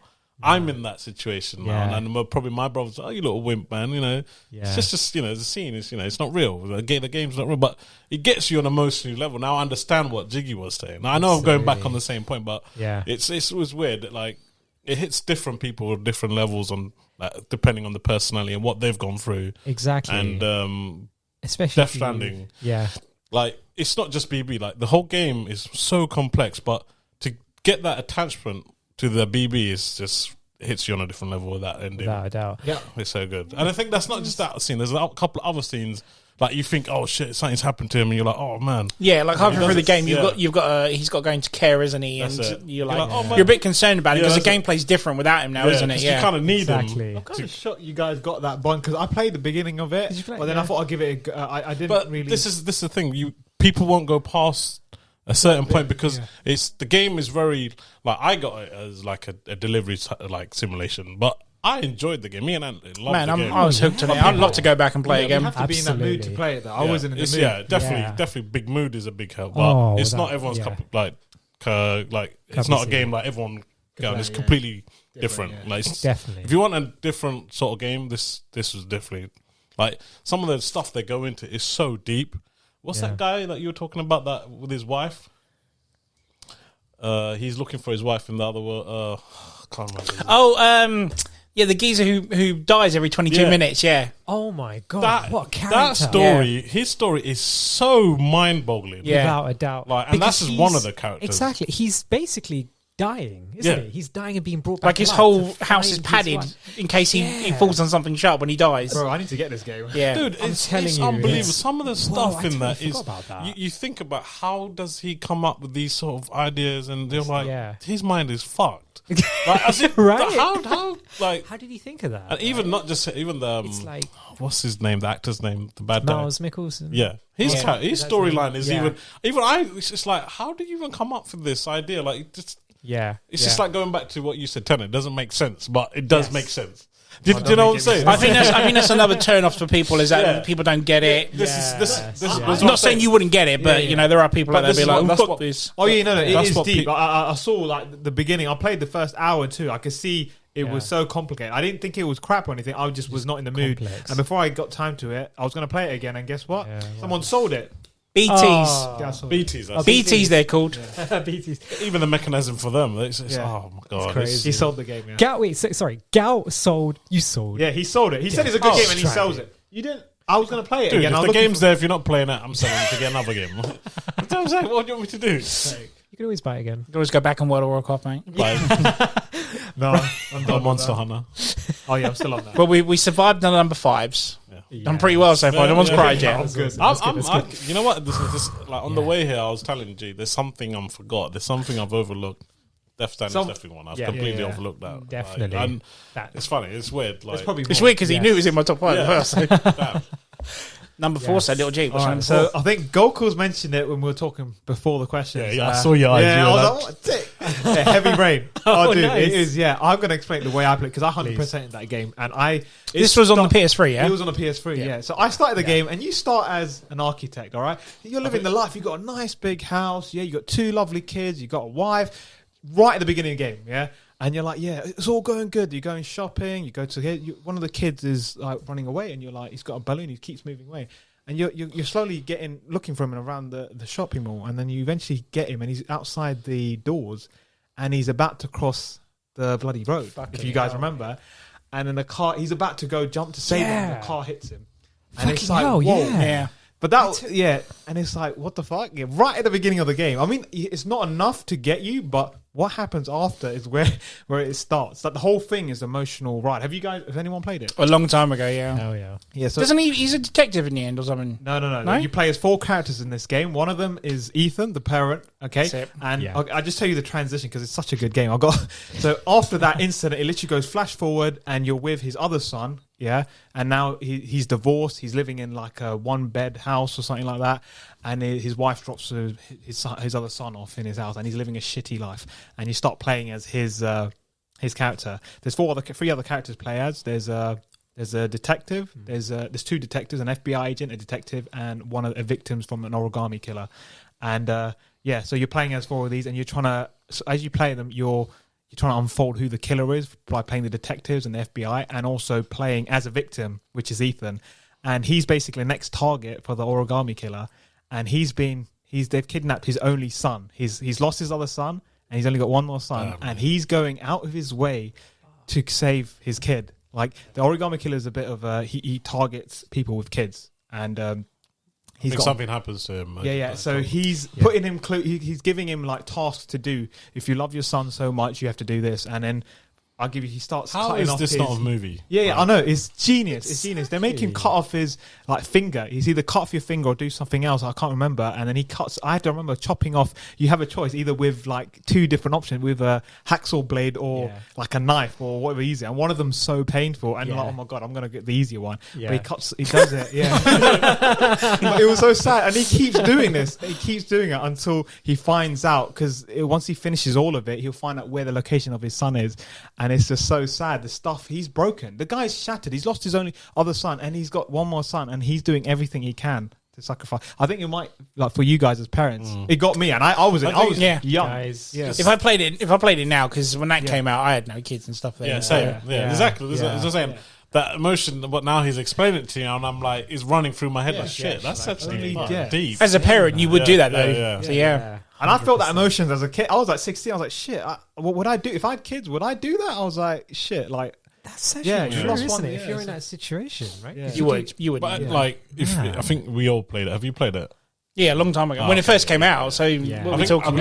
I'll 12 years I ago. think am I right to say this is like the first sort of telltale type of game, game story because started game. off like if the cutscenes were like interactive, I think it's the first type of game that did it. Did you ever play their first game, Fahrenheit, on the original Xbox? I briefly played that on the Remember- Xbox do you remember that? 360. No, it's the original Xbox. It was, yeah. Because it was a murder mystery. That's thing, right. wasn't it? And you can control your levels, and you can get to a point where you're You always had to use the sticks. You can press any other buttons, but you use the sticks. That was really that was quite advanced. At the time. It was really what's the word? Innovative. Yeah, wasn't it was for what absolutely, as a game. Yeah.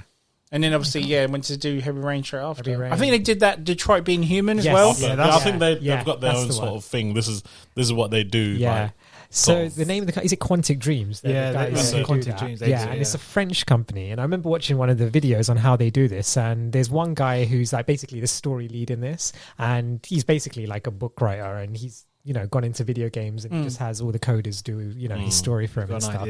Exactly, but that's what it is. It's like a linear game, but it's emotionally driven. Yeah. It's so But, emotionally like, driven, right? It's just this game, like, I think it really like the story is amazing, but the gameplay kind of adds to it. like complements it really well because I don't know, because it's it just does. kind of It has immersive. choices in it as well. So what you do has an outcome. So you play as Ethan. You can decide not to. Fuck it, I'm not chopping my finger off. Yeah, I don't give a shit. You can have that, and then the outcome will be they'll give you an outcome because it had like 4 or 5 different endings, which I got all endings because I played it again to find out. Yeah, I love the you game so played much. it? Yeah, it was so good.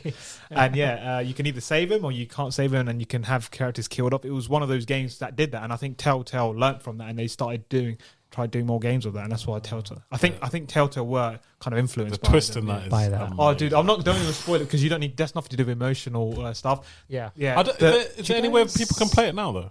Yeah, Yeah, it's available on the store, isn't it? store. Yeah. They re-released it actually. I mean, you can't even get Cyberpunk on a PS5, so who knows? PlayStation, eh?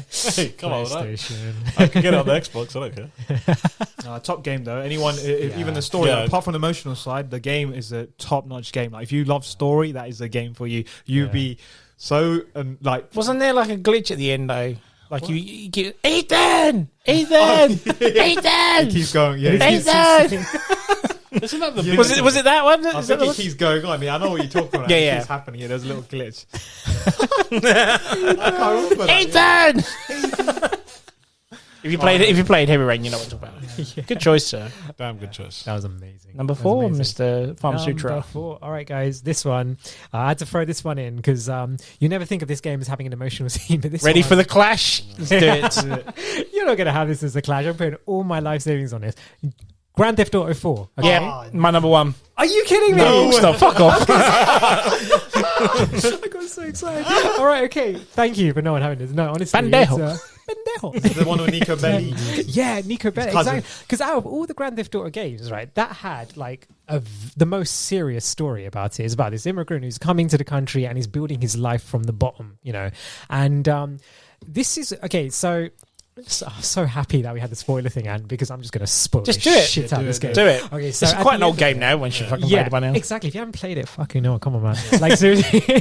So it's like at the end of it, it was a first GTA game again, which kind of built up on games like Heavy Rain, where it had like different multiple endings. And at the end of this, it's a really deep story. It's set in New York, and when you think of New York, it's like a really dark. You know, it's like so much is going on. But you're as you're playing the game, you're building characters. You know, you've come into the country, and you know it's like with anyone. You go into a new place, you make friends, and you build that relationship with people. So Nico Bellic has a girlfriend, and he has this cousin called Roman, who's this really funny out of just like an absolute like.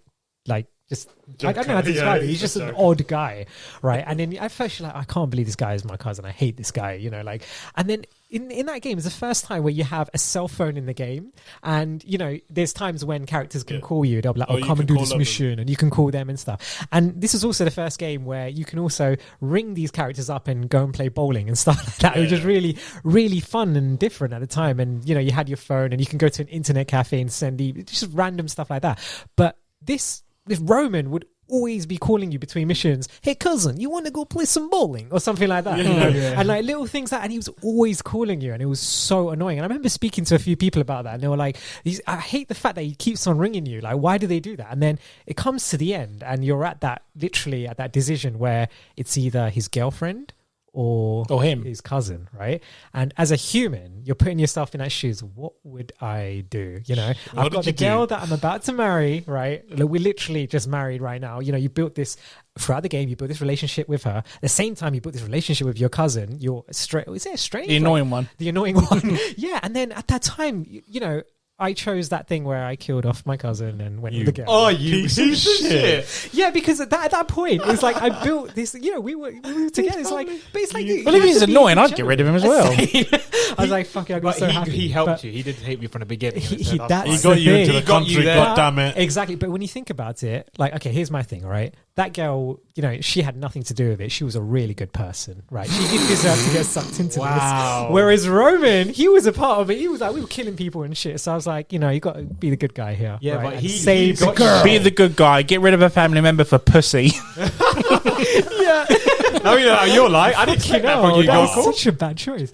But yeah, and then Seeing a different side to you here tonight, sir. Change my eye. I'm sure the viewers agree with me I'm on hoping this if one. Rahul's listening to this, I want to Yeah, know. Be like fucking hell, mate. This Fucking guy. hell, yeah. Actually, he chose the same thing. Right, I know that. He's like, we got this. No, but then Brothers, man. But when you finish the game, and then you're like, so you're playing the game's finished, and it's like a sandbox, right? And you can do anything you want. You've got all the money now, and you can buy all the cars and stuff like that. And you're like, fuck. And this is the bit. He's not calling you anymore. And that really fucking gets to you. And you're like, I've got no one to go bowling with. It's like, this is like real life. This is like bloody hell, mate. Like, it's like losing a friend or someone. Like, they're not calling you anymore, you know? He's gone. He's gone. And Because it's you like, made the choice. I made the choice. Exactly. He's like, oh, damn So does the wife Damn not it. call then instead? Yeah, She left she's you. like, oh, let's go on a date. And I'm just like, it's not the same. Not the same. It's not the bowling, same. bitch. It's not bowling, bitch. Exactly. Yeah, so it was that. I saw that and I remember thinking to myself, whoa, that was really good. Well done, It's Rockstar, that for sort putting of that kind of dynamic in. Realistic element they put in. Yeah, like in So, real life, yeah. isn't it? It's So like, yeah. your emotional moment is killing your Yes. cousin. Yeah. It was a hard. He doesn't call hard back anymore. choice. He's not calling me. We can't go I bowling. still can't believe he did it. He's helped you out. He gave you the links you? to start your life. Okay, in that. would you kill your wife over your cousin? But at the time, she wasn't, so... Yes, They're there kind you of go. like almost. They've always at this post. Yeah, but you've known proposed, Nico. They're gonna get You married. know your cousin longer. I know he's a dick and he's weird, but Yeah. he's your cousin. At the end of the day, he's your blood. Tough one. Disgust me, sir. No, I think the viewers would have done the same as me. To be fair, yeah, I don't think it's that hard of a choice when you think about it. The thing is, though, it's Yeah. down to annoyance, isn't it? Yeah, Yeah, who annoys you the most? Exactly. So Nash, you're getting shot, mate. I'm a gangster and you can't get rid of me. Yeah, what do you reckon? Yeah. What do you reckon Nash would do? Oh, mate. He just totally kill- pop his cousin for his missus. You know that, right? So you probably done the right move. You know I that. think so. Yeah, I definitely. want to definitely. ask Nash, actually. I'm intrigued. That's a I'm good going to message him. question. Just to get him put on the up, phone. yeah. Get him on the phone quickly. Yeah. Oh, Oh, what would you guys do? What would you two do? I reckon I chose the cousin, Yeah, I what'd you reckon. Really? What, shoot him? I think I Shoot the saved cousin. him. I think I've saved him. No, we're asking who you shoot. You just said your cousin. Oh, no. The girlfriend. You're gonna shoot your. You're gonna shoot your missus. Hang on. For your cousin. Girlfriend. But let's not put my real life in there Yeah, now. but she's gonna be. It's arranged, isn't it? So Girlfriend. That's what we're talking about. Not wives. Girlfriend. They've proposed to this point. Yeah, but it's They're still getting married. Okay, but it's not happened yet. So technically, Yeah. yeah. Tough one. So that's where I'm at. So don't try and bring my real life situation into that's where it's at. That's where it's at. And what about you? Oh, Who would I shoot? If it's down to annoyance, I would shoot the cousin. Yeah. Okay. The cousin, yeah. Yeah. But then you kind of missed him at the end. So That's true. So you did kind of like him. So I know. I had like a deep loving for the cousin. Yeah, Well, actually, think about it. that's true. It'll be funny. It's a tough dilemma, It'll be isn't funny it? at See, the I end. don't Because guys actually, maybe keep the cousin because bitches be coming back and forth. Anyway, so. No, it'll be funny If they you're make- like a big gangster, you can afford more women in the Yeah. day. So See, maybe keep the cousin. this is what I'm thinking. I think That's interesting. Nash has done the same thing. you know Nash would do this. Yeah. He'd Oh, shoot the wife straight away. Yeah. Get a new car out of it and whatnot. You know what they should have done? They should have get like his girlfriend She's or always wife annoying leave you, him at man. the end, and they're like, "Oh shit!" I think Yeah, because that's the thing. Because that's what I thought about. Because you shoot your cousin, right? You Yeah. marry this bitch, and then she like takes your money and fucks off. It's like I kind of wish I had my cousin now. So Oh, thinking that's about it, I interesting. probably would keep my cousin. yeah. Shit, yeah. Anyway, moving on. Brutal. Excellent pick, sir. Thank you. Excellent Good pick. choice. I had to throw it. So what's your number 4? Oh yeah. Oh crap. Let me look at my list. Sorry, just gone off topic. Yes. So my number 4 is Okay, here it comes. It's a clash. We all know it. Someone's class. Go on, Gal. it's from Last of Us 1. Is that someone else's? Joel's daughter. Yeah, my number 2. My So number- I'll join in on that. Oh, sorry, dude. No, that's fine. yeah. But this was the game I was going back to earlier where everyone had, when it came out, it was original on the PlayStation 3, wasn't it? So when I played it, I didn't play it till the remaster on PS4. Right. And when that happened, I think my kids were very, very young at the time.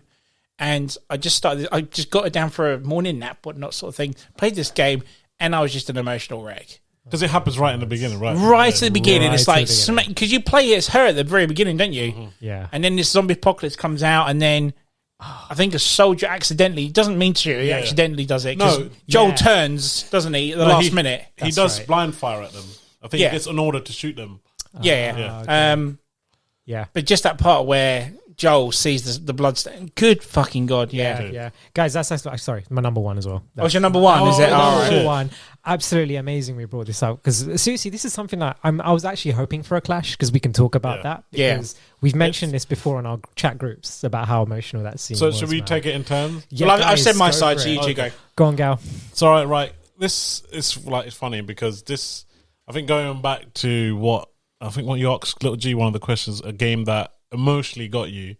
Like I think I mentioned something else, but this one really, really got me, like on a deep sort of thing. I think this is why I regard this game. I know, like the game is like highly acclaimed, but for me, this is more so because of that beginning scene. At the time, I didn't have a daughter, but that scene and what occurs after in the game as well, it's just beautiful. Like again, I'm going back to the topic again. One of my friend who listens to the show again, Danny. He's obviously playing on recommendations that we do give him through the shows, and he's playing Last of Us, and he's not enjoying it as much. But I think again, especially after that opening, because I keep asking him, where are you at? Because I forgot when that scene occurs. Obviously, this happens right now. Obviously, he hasn't had that same sort of feelings as I had, because it gripped me straight away. Because he's like, oh man, I'm not feeling the game. It's a bit slow. But like, whereas for me in the beginning, like I didn't even see that coming. I was like, oh shit, out of nowhere. Yeah, right? like it's like it literally hit me, and like Randy Orton, mate. And,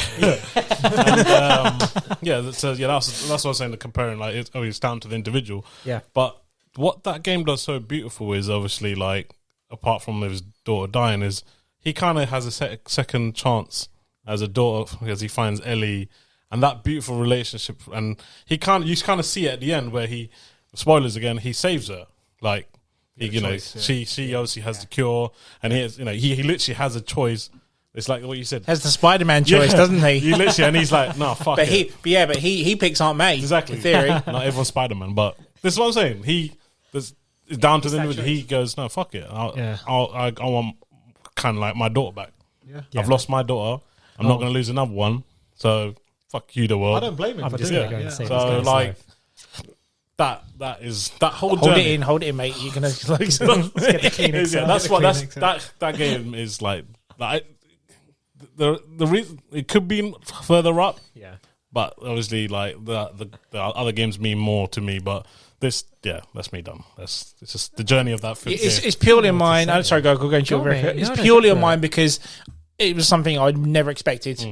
Straight out of the park, very beginning. Again, it's like watching up from Disney's up. It just because you're like expecting, you're like, oh, okay, here we go, another zombie game. Because that's what you think. That's it. Yeah, that's what I was expecting. Literally, when that happened, you're like, I put the PS4 in. It took me an hour to update and an hour to put the game in, and then straight away, it's just like, you're gonna put it down.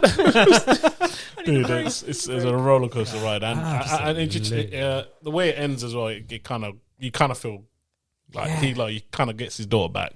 Absolutely. So that journey. That's why I keep asking. I don't know if you're Danny, if you're listening. That's why I keep asking you. How were you in the game? Are you enjoying it? But he keeps telling me he's not like. So I guess he hits different people. Dude, wait till he plays part 2. Fucking hell, he's gonna hate you even more. Go cool. Why is it your number one, sir? It's same reasons as you guys, man. It's the shock, like it came out of nowhere. But again, it's the first time, like going back to the first question, and like I really wanted to answer that question properly at the beginning of this podcast, and this is going to go back to that because it was the first time. I mean, apart from that Call of Duty, which is a totally different like world of emotion. I was going to say, you totally threw that in to take us off the scent, didn't you? It was emotional, but not this. This was just, like you said, it came out of nowhere. It's never. I don't think it's ever been done in a video game like that ever. Yeah. Like in a story kind of game, where you're kind of having this emotional attachment. Like well, it's not at that. Well, it's funny, isn't it? It's at the beginning of the game, so you have really no attachment with this girl. But what you see is kind of.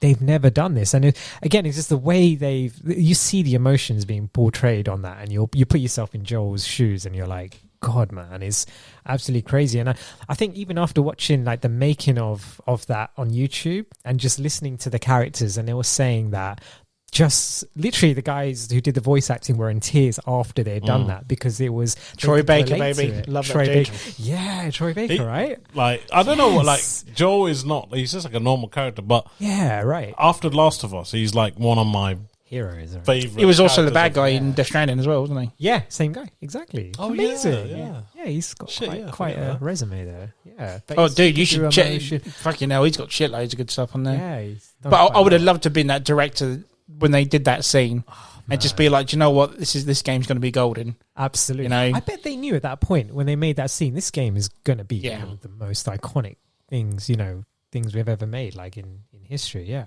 we played it. It came out. Yeah, you're right. So, and it came out on PS3, wasn't it, guys? Originally, the PlayStation 3, wasn't it? Yeah. Exactly. And then it got remastered again. And again, watching it, and it's like the first time where you get that slight tremble. And that was real. Like I was like, okay. And for me, that was why it was number one, because the first time you felt that emotion, and it sticks in your head. And again, like going back to another question, when people know about that, they'd want to play The Last of Us, like all that, just to try and experience it. But when we originally heard of Last of Us, like, here we go, another zombie game. It's like what we said. Yeah, I don't even know that. Yeah. You're like, oh, fuck. That's right. Damn. They put this element. Yeah, because before that happens, the outbreak happens, doesn't it? Yeah. So you're driving through, and I think he's with his brother, isn't it? Tom or something, isn't Tommy or something? Yes. And then all that happens, and then. Yeah, when that army guy stops them and just like, oh shit, something's going to happen here. Yeah. I thought the brother was going to get it personally, but then when it turned out it's his daughter, mate, I'm like, Oh my god. it's a fucking wreck. Emotional wreck. That's Yeah. deep. I don't feel like I'm trying to hold it in, seriously. Yeah, man, so deep. Especially like as a It's- parent, you have a daughter, isn't it? It's just I don't know, guys, but I know you. I put It myself is. in your shoes. Don't you think, Gaudi? You put Yeah, yourself- I don't think I It's fell like- for it as much as you guys did, but I do remember that scene. It was quite iconic. I was like, wow, right at the beginning, I was expected to kill zombies, and that happened. But this is what I'm saying. Like when I think you felt or Kurge knows when spoilers again, Last of Us 2, when they actually kill off Joel. I was furious. Yep. Like I was like, what the fuck? I think that's why Ant hates the game. No, two times I threw my controller down. That one and the ending. So like Yeah. I was like adamant, like, oh my god, this game is shit. If they don't, if the person who kills Joel doesn't get it at the end, I'm gonna lose my. That's how pissed off. But obviously, But then you still like the game at the end, so you fucking liar. because the journey. Nothing to do with the journey, so we're not going to go into this. We're not starting. We're gonna go. This is like a I'm whole. not gonna do. I'm not doing. I'm just saying. This is going to be a whole Storytelling episode. is amazing. It's that Listen, emotion, yeah. man. Yeah. 'Cause So- again, that was like another shock, wasn't it? Like, what the fuck? Really? Like, Joel, man. Well, up until it got ruined, but yeah, he kind of knew something was Yeah. going to happen. Exactly. Seriously, guys, can you ever think of a moment like that? Where it was just like, like, I mean, there's going to be your number ones, which are obviously going to be the most, but it's, that was really iconic. And when that happened, it was just like in a video game, man. That is, Yeah, I mean, if my number one wasn't obviously before this came out, this probably would have been my number would have one. been number one, right? But Yes, this the one that I'm going to say later on was before this. So, sure. like in theory, this would have been same as you, my number one. But yeah, I'm surprised it's Forza. Whatever's next is going to be quite deep. Yeah, right. Like they're different. They're different. They're different levels. What number was it different for you levels of guys? It was my number two. He's number one. My number one. Whoa, number Yeah. one. I've got to Who's number say, one? my number one is more like. I can't spoil it. Don't You'll spoil find it. out. All right, so I'll go into my four quickly, which we all know is obviously Ori and the Ori and the Blind Forest. I mentioned it earlier on where it was one of those games I had no interest in playing, but my daughter saw it in the past and thought, "Daddy, this looks pretty. Download it." And then the opening happens where, spoiler alert, the bunny the magical bunny's mother dies, and it's just like it's not even the first 5 minutes. It's literally the first 2 minutes. They're having this beautiful connection with one another. They're going through the forest or whatnot. And I thought to myself, something's going to happen here. Someone's going to. This is too happy. This is way too happy for this to happen. And then obviously, I knew it was coming. But the only reason it's higher than Lou's Death on my list is because my daughter was there. She saw me get upset, and then I had to explain to her why I was upset. So that's why it kind of affected me a bit more on an emotional level, because I was really like, I wasn't like crying or anything, but she knew I was upset. She could feel and she was upset as well, but obviously because I was like, lie, I wasn't expecting it. Again, Disney's up. Literally, it's basically the mother thing finds this creature. Yeah. It kind of looks after her. Looks after Mother's her. her, yeah. Okay, God. And then, like, all of a sudden, they run out of food, and then obviously she gets tired, and then obviously there's lack of food, and then obviously the spirit thing, obviously she's tired, and it goes out its way to look for food instead this time. That's right. Comes back, and she's dead. And that's all it is, man. And you're just like, wow. This is a fucking amazing. That got me down. Yeah, I played I played the first 10 minutes of it, and I saw that scene. I was like, dude, what the fuck? like the guy, literally 2 minutes, and you grab. Like I haven't beat the game or anything, but that I remember that bit. You're telling me, yeah, she goes out to look for, gets her food, and then he goes out looking, and it was just like, whoa. Yeah, and none of this is advertised. It's like when you play the game, it looks gorgeous, like lovely, Beck Gal said earlier on. It's like a deeply detailed game. But then when that happened, it's just like this better not happen later because I'm just going to be an emotional wreck. No, that was powerful. 2 minutes, man. Yeah. Fucking hell, wow. They did a good job. No, like it's just no text. It's just text. I think there's just before there's like a overall narrative of like the world and stuff, and then it just has nothing. But yeah, they just did it through visuals, and you feel what they're doing. It's like wow, that just gets you, and you feel crazy amount of emotion. In a way, it is very, you know, when you watch kids cute, cuddly, you know. This puts the realism to it, you know, like lack of food and whatnot. So come to it. I know for a kids game they shouldn't really go that deep, but hey, if you look at kids films nowadays, like Watership Down and whatnot, you think, fuck, that's deep for a kids film, you know. So it does make sense in today. So very quickly, that was my number 4 because it got spoiled anyway. But I promise the rest of my top 5 doesn't have anything to do with the beginning of games. Right. So we're on to number 3. So little Gal, what's your number 3? Might be on your list. I don't know about Gal's thing, but Gears of War will be on my list or not? It might be. Okay, go. Gears of War 3. No. No, close. No, close, but no. Because there's technically 2 things from Gears 3. But go. What's yours? My one was Dom's death. Yeah, made sense. Mainly because I've always played as, when I used to play Gears of War 1 and 2, I've always played as Dom, like especially number 1. Like Kurd used to play Marcus Phoenix. I always liked the side character. And Dom had such a good character. He saves Marcus at the beginning, gets him out, and in number 2, his wife dies, and he goes through a bit of a hard time there. And in number 3, he's kind of like I think we kind of knew it. I kind of knew it. Like, that's why it didn't make my list because when I played Gears 3, I knew it was going to happen at some point. Just knew he wasn't himself. He had the beard. And you just know. Like, I have a feeling Dom's going to go this time. I didn't think it would happen to the very end, but obviously it's like halfway through the game, isn't it? That happens, isn't it? Wow. It was. Go on, sorry. Oh yeah, no. Yeah, that literally because it just got me because it's like a journey we've been doing with Marcus Phoenix and Dom throughout the whole thing, and then the way he goes out is quite. Like he does help his team as well. He wipes out. It kind of because we played it together, like we did the whole. And it's like one of us has died. It's like it was one of us is Dom and one of us is Marcus, and it was like our partners died. The guy we've done through, and he saved my life. Yeah, it's just like oh shit that. And it's like, could that have been avoided? And I was like, would that game like that? Especially when you're asking, would that game would have been better if he didn't die, or would it have made it worse? But I would have loved to have seen where they've gone with it if he would still been in like Gears 4 and 5 sort of thing. Yeah. But to be honest, they don't like.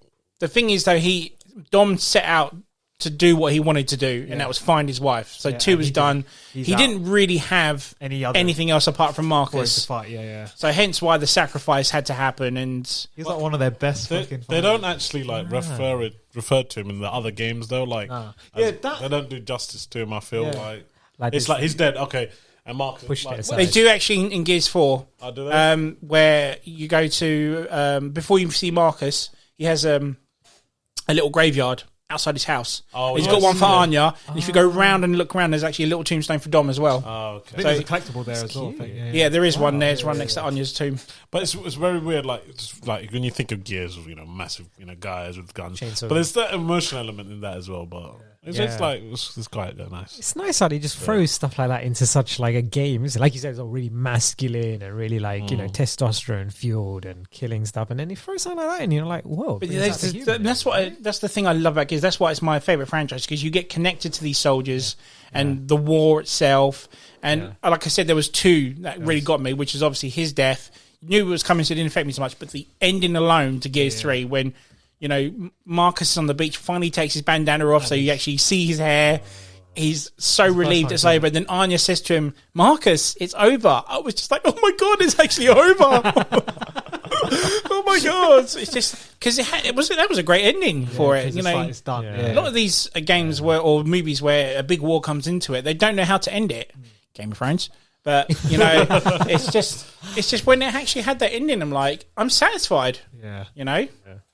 Because that was the end of the whole thing, Chaos. Yeah, that was insane. The end of the saga. But I mean, like I said, I wish the Dom sacrifice had got me a bit more, but we knew it was going to happen, wasn't it? So it didn't affect me as much. If it was Marcus, because I always played as Dom, so I always had that connection with Dom. But like you said, where it connects with you guys, Exactly. You're like, fuck, I've got to play as Anya now. Wow. Good choice, sir. Good choice. So Gears 3 was your 3. That was my third one. Yeah. Go cool. What's number Amazing. 3, sir? Right. So my number 3, and I have a feeling you might have this on your list, or you might have just brought it out. It was the end of Red Dead Redemption, the first one. Someone else got that? No. Anyone got that? Okay. I've got another one. Okay. Are we right. talking about the ending or the ending after the ending? The first one, the right? ending You're talking about after the ending? The first one you're talking Yeah, about. the first one. Okay. Yeah. So, for guys who played Red Dead Redemption, I remember this game came out in 2010, and it was wasn't it? Yeah. 2010, 11 years ago. Come on, Wow, 11 it years. was crazy. Fuck. sick. Yeah. And I remember like that was a summer after uni, and I was at home, and it was perfect. The game came out a week after I kind of like finished, and you're at home for 4 months, and you all What a this game to buzz get about exactly, and you're just sitting there, and for once, like, you know, like we were talking about this in a different episode, but you're focusing on this one game that you can just play because you spent £40 buying this game. And this is one of the things, like, I love the Xbox Game Pass and I love those subscription services, but sometimes I can funnel now, like that time I could funnel all my energy and emotion to playing something like Red Dead Redemption, and, you know, coming, like, you know, it's a Rockstar game, so really hyped about it and playing it through. So you have your original ending, as you mentioned, Dan. Yeah. Right. And then there's the is it the epilogue, isn't it? It's Yes. the epilogue. Yes, So yeah. it's what happens after. And the protagonist, John Marston, right, legend of a game character, you know, cowboy. He's so he's got his family was he the and his legend? kids. And there's more to it, right? Yeah. And so basically he's he's there with his family outside his house, and some federal agents come and gun him down, and they have a shootout, and John Marston is dead. You know, this is like, and I thought to myself, no, you know, like, what was really sad, what really got to me, if you watch that scene again, there's a bit where his son and his wife, like, they don't see the shootout, but they see his body on the floor. They both run out to him, and they just know. You know, and it's that, and again, it was kind of like, you know, you put yourself in that shoes. I imagine if you were that character and your wife and kid came out and saw you on the floor like that, and it's like after this. But then there's an ending after that, isn't there? That's what I thought you were referring to. Oh, okay, no. There's Yeah. one after that as well. Yeah, that's what I thought you were thinking. That's what. Yeah. Yeah, no. Yes. What's that one then, though? Was that when the So, kid- like Gokul says, his son sees him on the board, but then his son grows up, doesn't he? And then kills. And kills. He's like, I think he's the sheriff or something, He's the or sheriff. whatever. I can't remember now. That's right. He's like the head of the kind of like the. That's federal right, yeah. Whatever. Yeah. So yeah, he takes his revenge and stuff. I'll be But honest it's with you. like, When I played that game, I got so into it. Like, I didn't see that happening until I thought you literally Same. fend them off, and then they would retreat or something. It's Yeah, like, no, they keep coming. I'm gonna fucking die. Doesn't it give you a chance to shoot him up? Because it Yeah, goes to so I say you can fight as long as you can, but it's like the ending to Reach. Like, isn't it? Noble Six has enemies coming on and coming into. Yeah, exactly. Yeah, so that's what happens, isn't it? Yes. kind of gives you this It's hope, like, like- oh, wait, I might actually be able to. Well, this is what I'm saying, because I was like, Yeah. I can do this. It's like the ending to what's her name, Henya's Blade or whatever it is, Hellblade. Oh, Hellblade, yeah, Henya's Nightmare, whatever it is. It's like, you know, you go against this bike, and they keep coming. It's like, no, I'm doing a good job. And it's like, oh shit, I'm dead. It's like, oh, I can't come back from this. Oh shit. Yeah, But it's again, if you're like so engrossed in there, you be like, shit, maybe I can actually, yeah. You know, actually Maybe I do it. Maybe, can say. because I couldn't do it, I died. It's like, oh, Yeah, it's like I can go back and restart again. And like, it gives that sense. I actually died because I couldn't do it. You know, That's right. That's amazing. Yeah, That's it's like that fucking sense quality. of failure. Exactly. Yeah. It's that was and you know what also kind of annoyed me about that, because it was the realization that maybe there's not going to be a Red Dead 2, you know, because it's like, that's the end of John Marston. Okay, so how can they do this? And obviously in your head you're thinking, okay, maybe this will happen before whatever, but at that point it's like, well, they actually ended this, you know, like there's no hope of whatever. But then again, you know, you see the sun come up, so you think, oh, maybe he plays him or whatever. that's what I But thought Red it's Dead like, 2 was. yeah, And then they same, said it's a prequel. I'm same. like, oh, fucking hell. Okay. Really? Yeah. Exactly. Yeah. But yeah, that was, again, So, emotional. John Marsden Yes. or Arthur Morgan, go. Oh, John Marsden. Yeah, good man. Yeah. See? You think the same? Yeah. Yeah. Fuck You guys- Arthur Morgan, man. Who gives a shit about him, man? He hasn't even played it, so he. Yes, I have played it, and it's rubbish. It's a slow burn. It was a slow burn. John What do you Marsden's think? badass. Yeah. Arthur Morgan all the way. Really? Arthur You'll Morgan? find out why. You prefer Arthur? Oh, A little teaser. Yeah, okay. did you say Malteser? So Yes. good choice there. Thank you. Choice. Yes. Is it Red Dead? It's number 3, isn't it? Yeah. So mine is Red Dead 2. Okay. What a great follow-up. So Yeah. like, it's basically. So we've had the John Marston experience. Let's have the Arthur Morgan one now. Now, like this game, okay, I'm going to try pitch it to you today. You have to play this, and you have to I've played it. I just haven't played it all the way. Yeah, exactly. But I know what happens because you was an emotional wreck at work telling me about this. Are you serious? It's so Like, okay, so the game obviously just before Red Dead 1, and the basic Arthur Morgan is John Marston's kind of like mentor sort of character. Yes. And this game, it's about Arthur Morgan's gang, which has John Marston and the leader who is Dutch. Yeah. So throughout just setting the tone for people who are listening, this is kind of coming to the end of all the Western wildlife sort of things. At the end of all that, so they're moving on sort of thing, and they're having trouble to set where to get money and stuff. Yep. And the group of bandits are struggling. Yeah, because they're kind of on the run, aren't they? On the run. So, so you throughout. So I think I don't know where you're somewhere in America, and you basically do deeds, and you're obviously trying to settle, you get your band set, and as time goes on, halfway through the game, John Arthur gets diagnosed with tuberculosis. That's the one. TB, isn't it? Yeah, and at the same time, his leader, his sort of mentor, sort of friend, Dutch, is kind of going a bit haywire. And obviously, you kind of, the game does really well because you kind of do all the nitty gritty stuff for the group. You kind of take, like, I don't know what it does. This is how I played it. I kind of liked all the characters in there. Yeah. And I kind of didn't like Dutch a little bit, and there were one or two other characters. And there's another guy in there, isn't there? Yeah, the dickhead. Yeah, that guy. I can't remember his name. Yes, yeah. So throughout the whole thing, obviously he knows he's going to die now halfway through the game, and he's trying to make what's the word for it? No, where he's reconcile. So he's trying to make amends, to help people out, sort of thing. Yeah. And near the end of the game, he realized he has to put an end to Dutch now. Yeah. And there's a specific moment, and it's literally called The Last Ride.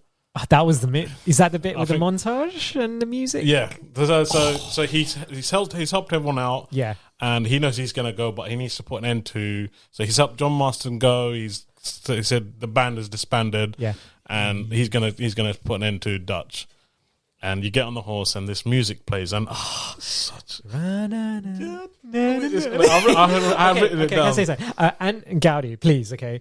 And if you can, just play it to this one bit and just watch this montage, or watch it on YouTube. Right? It's so beautiful. So but the thing is, it's like you have to play it to get. I'll watch it if Little G watches it. It's called Last Ride. I think the mission, and there's a song. It's called I think Daniel Leno. I can't say his name, and it's called "That's the Way It Is" sort of thing. That's the That's just the way it is. Is that what Things will never be the same. No, that's that one. But anyway, I don't know that music, and it's your journey from that horse to when you jump on the horse you get to Dutch. Yeah, you start at realize the whole journey of the whole game. Like it's just like, oh my god, this guy's been through a lot, and it's coming. Like he's gonna die. It's gonna happen either way. Because of the tuberculosis or Dutch is going whatever. And what happens after that, and that whole segment kind of just got me. And that's beautiful. I don't want to spoil it because I think you deserve to play that game because I know you said it's boring or it's this sort of thing. You need to seriously just play that game just for that moment. I just don't think I connected with Arthur Morgan as much as I did John Marston, Because the thing is, it doesn't kick in halfway through.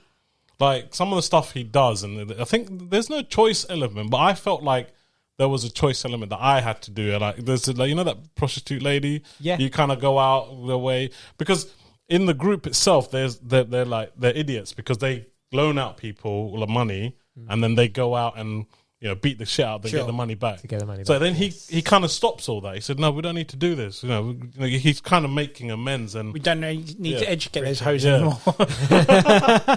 So stuff like that, and if you follow that, if you played the journey like how I did, I'm sure you will think, this game. You guys had to seriously be there at work when he was playing this. It's like, we work on a 4-on 4-off basis at work, right? Okay, so the first day of the day shift, he's like, and I think something's happened to Morgan. Arthur, he's like, someone coughed on me and I think he's going to get ill or something. By the time it got to the last night, he's like, I think I've got TB, mate. It's like, I just don't know what to do. He's going to die. Oh my God. No one can do anything about it. He was an emotional wreck. And I was like, no way. I don't know. that, like man. if it's that last mission and Yeah. what the ending occurs, and after that as well, which leads into John Marston's story, which is Yes. brilliant. Like, yeah, because he's at the beginning as well, isn't he, John Yeah. Marston? Yeah. that's what I'm saying. You need to there. play this because it kind of sets one like Definitely. in like it kind of completes it. Yeah. You know, if not like even just playing that bit with where you play as like John Marston, it's just it kind of goes around. And in even circle the as well. epilogue after that After as well that. is kind of good as well because Beautiful. he kind of realized that I need to do something for Arthur, sort of thing. Exactly. It's amazing, man. It's so good. I need to make amends. It's so good. I can go on about it, but I it's, think it takes too long to get Definitely. into. I think Yes, I thank fell you. out. I did it is. It's a game. It's like what you guys said are right about earlier. Like, that. Yeah. It's a game you have to be in the mood for. Like if you have, it's a long game. It's like Fallout. Look how long it took you to play it. Yeah, of It's course, one of yeah. I'm sure there'll be a time where you know what, I'm going to sit down. In and all play fairness, Yeah. I think I never really played the first one when it came out. I think I waited like a year after because I bought it. It came out. I want to see what the hype was, and I was like, because I'm not a cowboy fan. It's like I played it. It's okay. I went back to it a year later, and it's like, okay, I fucking love it, and finished it. Even love the DLC. They should have done that for Red Dead 2, man. yeah. Red Dead 2 should have had the nightmare Yeah. thing. But this as is well. what I'm saying. Undead Nightmares. They will Wow. eventually bring it out. You know they will. We'll see. Yeah. But again, it's one more thing as well. Like I never fast traveled in that. Only I like, don't think you can you? you can, right. can, but I never. Only near the end where like when it got to like the shit, where shit, you realize. I'm going to die if I don't get to this. I was like, I stopped all this nonsense stuff, the sty stories. I was like, you know what, need to get to find out what happens. But yeah, like that's how deep I was in the game. I always traveled on the horse, even though it took me 10 minutes. But fuck it. Exactly. But you are like, and you're saying like, I remember you saying it's such a slow burn, and it is, isn't it? There's times when even just getting on a horse felt like 10 years, and it's just like it is really, really slow. But it's like if you have time, like that's the thing, because you need time now, isn't it? This is the issue, yeah. That's it. Yeah, just to sit I down. don't know where I had the time. I think my little ones are born then. When was it out? It was 2018. Yeah, you did. November 2018. Remember, like I came back from Crete. I think and you was was so married hyped then. up about it. No, Yeah. I was. I think I had. did have, I think it was before she was born then. Oh, it was Just before she was born. just before she was born. She was 2018 when she was born. You're like, get it in quick before it. Oh god. Good choice, sir. Good choice. Good. Sorry, so my number 3, I've gone back and mentioned it through the episode where it was one of those episodic things where I never liked the character first, but then like to do it like her at the end. My number 3 is Clementine Survives The Walking Dead Season 3. Oh, Survives. She survives So what season is that? okay. the last season, final season. Oh, okay. So yes. if you've ever played Telltale's Walking Dead, I never played up until last year because it was on Game Pass. I thought I'd give it a go. You play as a different character in season 1, only to find out he gets bitten and passes the torch to this little girl he found called Clementine.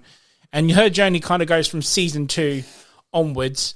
And I never really liked her because I wasn't a fan of the choices you had with this character up until season 3, where she gets bitten. She gets bitten on her leg at the very, very end of the game. She gets bitten, but she's at the same time she's trying to bring this kid who's a lot younger than her into this world of surviving, trying to get through the dead and all that sort of stuff.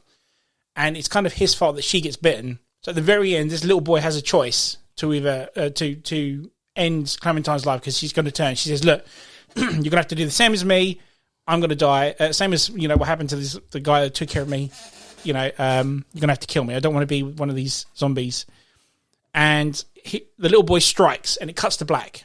And then the rest of the game, it actually ends with this little boy walking to this camp that they've built with other children and stuff. And the credits roll, whatnot, and you're like, he did do it. Shit, it's fucking, oh my God. He actually killed Clementine. Clementine's dead. This character you built for 3 seasons has died and sacrificed herself. And then he sits down and he has food with all these other kids, whatnot. They close the camp up, whatnot. Only to find out Clementine survived. He cut her leg off and she's like on stretchers and she's, he got to the bite before it, the disease the infection got to the rest of her body. And you found out, he did the right thing. He didn't kill her. He cut her leg off and actually got her back and survived. And I was just like, oh my God, I never saw that coming. That's fucking incredible. That's such a great That journey's amazing. such a great ending. It's like I never saw it coming, and then they do all this big thank you at the end because I think Telltale went out of business after this is the final season. I'm glad come out, they didn't finished it? the season. Yes, Yeah, totally, that's right. totally. Yes. I mean, I was never a fan because I'd kind of gone off Walking Dead the series, so I thought the game wouldn't be any good. But so many people are like, "You've got to try it. You've got to try it." And like I said, it was on Game Pass. Gave it a go. I think I had to fork out for the last season, but yeah, it's just. I just couldn't care about Clementine. I was doing so many shitty decisions, like just kill this guy because he's a cunt, or kill this guy because he's doing my nut, whatnot. She turned out to be a bad person, but at the end, I was just so gripped with her. It was like when it got to the part where she was going to die, and then find out she survived in the end. I was just like, I was relieved. That's the ending I wanted, you know. But it didn't look like that because, like I said, the credits rolled.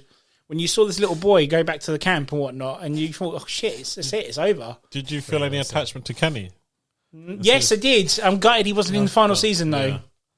Yeah. Because he's I think there's 3 different endings you can get him on. That's on season 2 as well. Yeah, because season 2 he leaves you at the camp, Yeah. and then he goes off, but then he never gets mentioned in season 3, and I was gutted, absolutely gutted to see. he's in all of them on season 1, Yeah. season 2. I thought he was going to come in season 3 as well. Yeah. But he doesn't, yeah. I was gutted he didn't show up, but then you never know really what happened to him. He could have got bit or died or whatever. They should have they mentioned left it because open. he's the only person Yes. Clementine had a relationship to From back season then. 1, So absolutely. I thought he would like pop up. But the thing is, there's like he was like a right dick in the beginning. I don't know, it was like a bit of He developed the character. yeah, the thing rough is around, like His kid died though at the Yeah, beginning, yeah, didn't he? yeah. I let him die though. It's just like it's a choice who gets bitten, isn't it? Yeah, You've got yeah. the camper's son or Kenny's son. I picked Kenny's. I was like, he's a little shit. Kenny, bitten. Again, like that choice mechanic is amazing. Like some of the stuff, and it kind of feels personal to you, like instead How of that you would character. feel. Like you're like, oh shit, I made that. And that's choice. the thing. I didn't think I was going to like that type of game because it essentially is a point and click Yeah, it game. is point and You don't click, have to like do this. I You think don't have to tap buttons rapidly or anything like that. I think for the running scenes, maybe I don't think later. The running scenes, you got like triggers Yeah, every that's now and pretty then, sort of simple, thing. yeah. But Yeah. But the You're rest of- literally playing a story, right? That's Yeah. it. You're That's literally what it clicking is. X square. You're and not that's the moving thing around because sometimes I'm Yeah. like when a story goes, I know some people cut the cutscenes. I sit through them, but then sometimes I get bored. I get the phone out and just wait till the cutscene's done. It's like with this game, I was just like I was gripped. I was watching it all the way through. You run into the farmers, the cannibals. Yes, Oh, yeah, yeah, that that was season 1. Yeah. Oh, So good. Have you played it? sounds deep. No, I started playing a bit of it. I need to finish. Dude, You would that. love it. You would. Well, you don't need to now because Clementine survives. Exactly. It's good. It's a good game. Oh man, I so want to get into You like that that? now. Try Wolf Among Us as well. That's- Oh, Yeah. dude, another top game. I love that game. Oh, yes, so I've heard So about that as creative, well. man. That game is Yeah. so creative. Oh. It's amazing. Sorry, guys, is that studio completely shut now? They're not Yes. doing any more? No. So basically, they announced that they were going out of business whilst making season 3, and it was going to be cancelled. But then I believe the fan base kicked off about it, so they were like, Yeah. "All right, they won't get out of business just yet. Yeah. We'll wait till they've done that, and then they'll go out of business." So, Yeah. but they've done like Batman and Guardians of the Galaxy. They're on quite a few. Yeah. Was it Wolf Borderlands. Among Us? Wolf Among Us, Borderlands. Borderlands, But Game of Thrones. Wolf Among Us 2's coming out. That's not by Telltale, I take it then. That Surely is not. Telltale. That is Telltale. Well, yeah, Wolf Among Us 2 is coming out, but is it Telltale doing it? If they're Because they out of can't be if business, they're out of business. It must be another company that's bought. Yeah. rights to it. Resurrected. Yeah. Oh, definitely play. Dude, give it a go. Definitely. That's on the Game Pass, isn't it, guys? Yeah. Season 1 and Wow. 2 is. Yeah, Oh, that's, and then you that's pay for it made after. for you, Goggle. Yeah. You love that. Oh, you definitely. Oh, mate, need to get on that. Need to. Number 2, Little G. I don't know if anyone, if you haven't finished it, I'm surprised it's not on yours. Well, you would be on yours. Ghost of Tsushima's 2. Oh, nice. I think you want to close your ears for it because it's so emotional. Oh, Yeah, is it the end? it's the end. You know It's the end. No, I haven't played it. Okay, yet. it will be Yeah. the end. Yeah. So Okay, go for it. I'll just say the beginning. But yeah, have you Okay. played it? You played. No one's played it. I won't play. I won't get to play for a while yet, dude. I don't So mind. You carry on. It don't bother me. It's- Yeah. I mean, I love Japanese. You haven't finished it though either. Yeah, but I don't want to hear this. Yeah, okay, you start I'm as like a I'm Japanese weird guy. It's taken in Japan, and you fighting the Mongolians, all right? And you start as a samurai. You're basically a samurai, and you know how noble and like honor. They live by this honor code. So they like. So it starts off. They're being wiped out by the Mongolians, yeah. But he somehow survives as you Yeah. play as this character named. Side. What's his name? Psycho. Yeah, Psycho. Not Right? Psycho. No, I forgot his name. I played it. But anyway, you play as this character. Psycho. Okay, we call him Psycho. Okay, but yeah, he's got a close bond with his uncle. And Sensei. Sensei. He calls him Sensei, and that's his that's uncle. it. Yeah. So you find out, he's still alive. You lost a war. Mongolians are taking over, and they're trying to get in control of the territory. And then you find out your uncle's still alive, captured, and you go to save him. You eventually save him. Okay, you're just like worried about. Go block your ears, sir. No, you eventually save him, and to save him, you've actually changed your code. You become more of an assassin, and the reason you've done that, you've changed your code purely because this is the only way you've decided that to beat these guys. Because these guys are ruthless. They do everything in the book against you. So he had to become worse than them. So he become like a assassin. He's used like all the deep tricks in his book, like basically, you know what assassins do, attack from behind. So he I played Tenchu, I know. Yeah. So there you go. Yeah. So his uncle knew that. He saved him. He was against it, and eventually during the end of the game, they have a falling out. He's made a big decision, and he's used poison to wipe out his enemies. Okay, and in turn, they use the same thing to wipe out. They use that poison, and they're going to wipe out another territory further down. Okay, and his uncle was furious with him, captured him, and then he's escaped. Okay, now the point here, he's got this name called Ghost. That's where it comes in, and because he's bobbing his head. Okay, so you can make noises. I've muted the mic. Just for the listeners are gonna literally Goku just going bopping. He doesn't want to hear his it. head. Let's not listening at He's all. like, ah, la la la la. So he ends up saving the whole land. Okay, uncle's alive, and the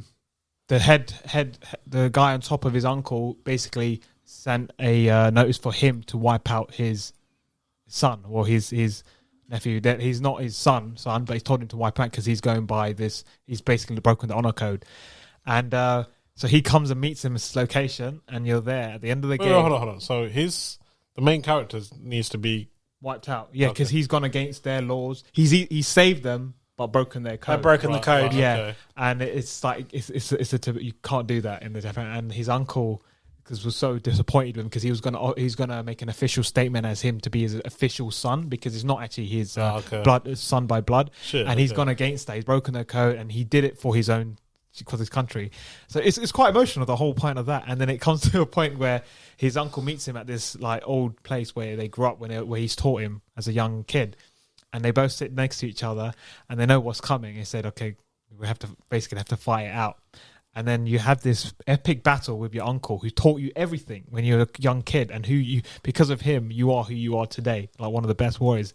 And you're there, you beat him, and you have a choice. And he tells you, end it, don't leave it like this, yeah. And you have a choice to kill him or you don't kill him at all. And it gives you the choice. He gives you the choice, right, okay. And it has two endings. And I'm like, in my head, I was like, oh my god, what do I do? I was like, I can't kill the guy. The guy taught me everything in my life. And I literally had to pause the game. And I just sat down for 5 minutes. Okay, what do I do? Looked at both endings on YouTube and then pick one. No, I didn't do that. And I said, okay, now what would I do? Okay, these guys live by honor code because if I was thinking, if I don't kill him, he's going to kill himself. So if let me do him a favor because he's living by this code. Once you lose a battle, you have to be killed or not. It's the worst thing. They can't live like that. So I had to kill him, and it was like the worst fucking feeling in the world, man.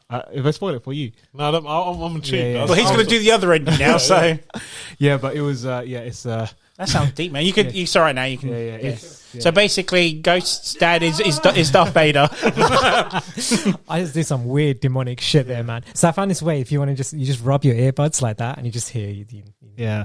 Great. No, I didn't do justice to it because you have to. No, it's okay. No, don't worry. I didn't do justice to it because you have to play the whole story. Like he's playing it now, and you're doing all these side quests as well, and that builds character for your main guy. So I'm telling you just the bulk of it, but if you play as your character and history and all there's a lot of stuff. I played the whole 100% of that game. It's that ending where it's the choice again, isn't it? Yeah, but doesn't it? There's no spoilers, but the game gives you choice if you want to do it stealth or like when you go into like a bandit era, you can either do a stealth or do a standoff. Yeah. So does that not affect the end? No, it doesn't. No, I wouldn't have thought so. No, because at the end of I won't spoil it, but your code, the name of the game is called Ghost of Tsushima. So you've abandoned that code full stop. Regardless. So it has a linear storyline, and the only choice is that. I won't say. So regardless of your decisions, you're still going to get that choice. Yeah. So that would have been wicked if they did have that element of That would have been sick, picking one of those that would have been options, proper deal. because then it would have changed the whole dynamic of the game. I think at the ending as well. So because going around, stealth killing is easy, but then if you're taking all of them on, that's quite hard. Yeah, because it affects your honor as well, isn't it? Because then if you do I'm it, sure they like, must. They must. no, it doesn't. I checked. Yeah, Pretty sure. because if you do it like that, like say for example, if you go around, and this is the one thing, because I know you haven't played this game, but if you go into that game and you do it like unhonorably, if that's even a word, you do that, you find out that when you're actually fighting the guys, you find this guy as well, it's hard. Yeah. Then if you stand up to it and not be a pussy and go up to them and say, I'm going to fight you guys. Yeah, it's easier exactly. assassinating. That's the thing. And don't get me wrong, it's still hard, right? But then you've had that sense of accomplishment at the end. It's like, I stood up to these bastards, that have come and ripped and pillaged everyone on my island. Raped and pillaged. I get raped and pillaged everyone on my island. I keep getting killed by the bear. There's a bear. Oh my! I can't kill the in bear. the forest. You can't. It's ridiculous. hard. Yeah, and I'm like, so what do I do? Do I need to stand off it? What do I? Exactly. He just comes at me like, I'm gonna get him, and he one hits me, and I'm dead. And I'm like, what? Exactly. You're right. Exactly. There's a bear out there, man. Quite Yeah. easy to kill. You got to upgrade your weapon. I must be crap. You're riding through the island, right? And there's literally like this, like, he's a bear, isn't it? That's all it is. And like, you can see it because it's highlighted on your map. It's like a paw print. I love the way you say bear. You growl when you get bear. bear, you yeah. Yeah, it's like there. It's like, You listen back in the episode. You do a bear. so there's a bear, like, and you can see this like paw print, and it goes red. It's like shit. The bear is there, and it's like, yeah. It's I know that bear is. Yeah, it's a bitch, man. But yeah, it was good. Yeah, you're gonna love it, Gold. Good Don't choice. worry. I can't Good wait. choice, I'm gonna finish His it father's tomorrow. Darth Vader. Yeah. Yeah. Go, cool. You're number two, sir. Oh, number two. Okay, this guy. So this is actually a game I played last weekend, and it's just a weird coincidence that you mentioned that because when that came up. Like we knew about the episode and stuff, and I thought I can't wait to introduce this game to it. It's another indie game. I'd be really surprised if you guys play this. It's called Arise, A Simple Story, and it's a really unknown indie game, and it's got rave reviews. It's on the PlayStation.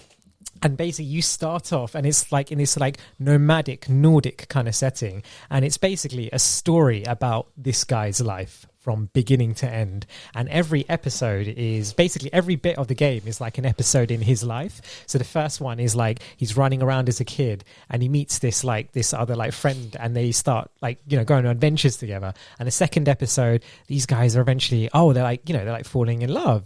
And then the next bit it's almost like an extended montage of this guy's life, and the missions are so beautifully done, and it's like puzzle elements and stuff like that, and it uses like the weather and everything, and it's just like, and there's a tragic bit in that, and again, like I don't want to spoil it, but there's more like bits. You kind of have to now. You need to sell it. Yeah, What's I it know. called? Arise? It's called Arise, A Simple Story, and it's just one. I think I've heard of it. If I see a picture, I'll probably know what it is. Yeah, it's one of the things where with me in games, like I only play like maybe about an hour to 2 hours, and I turn off and do something. But this is a game where I literally sat there for like 4 hours and played it all in one go. Wow. It was in the bank holiday weekend as well, so it's kind of like nothing else to do, right? So you're just playing that. It was literally recent. Then. Literally, yeah, and it was just like and I've been told about this and to play this game and stuff, and you play this game, and seriously, and there's one bit in it where so this is tragic. It's a lot to do with kids. You bring up kids, and that just sets anything off. But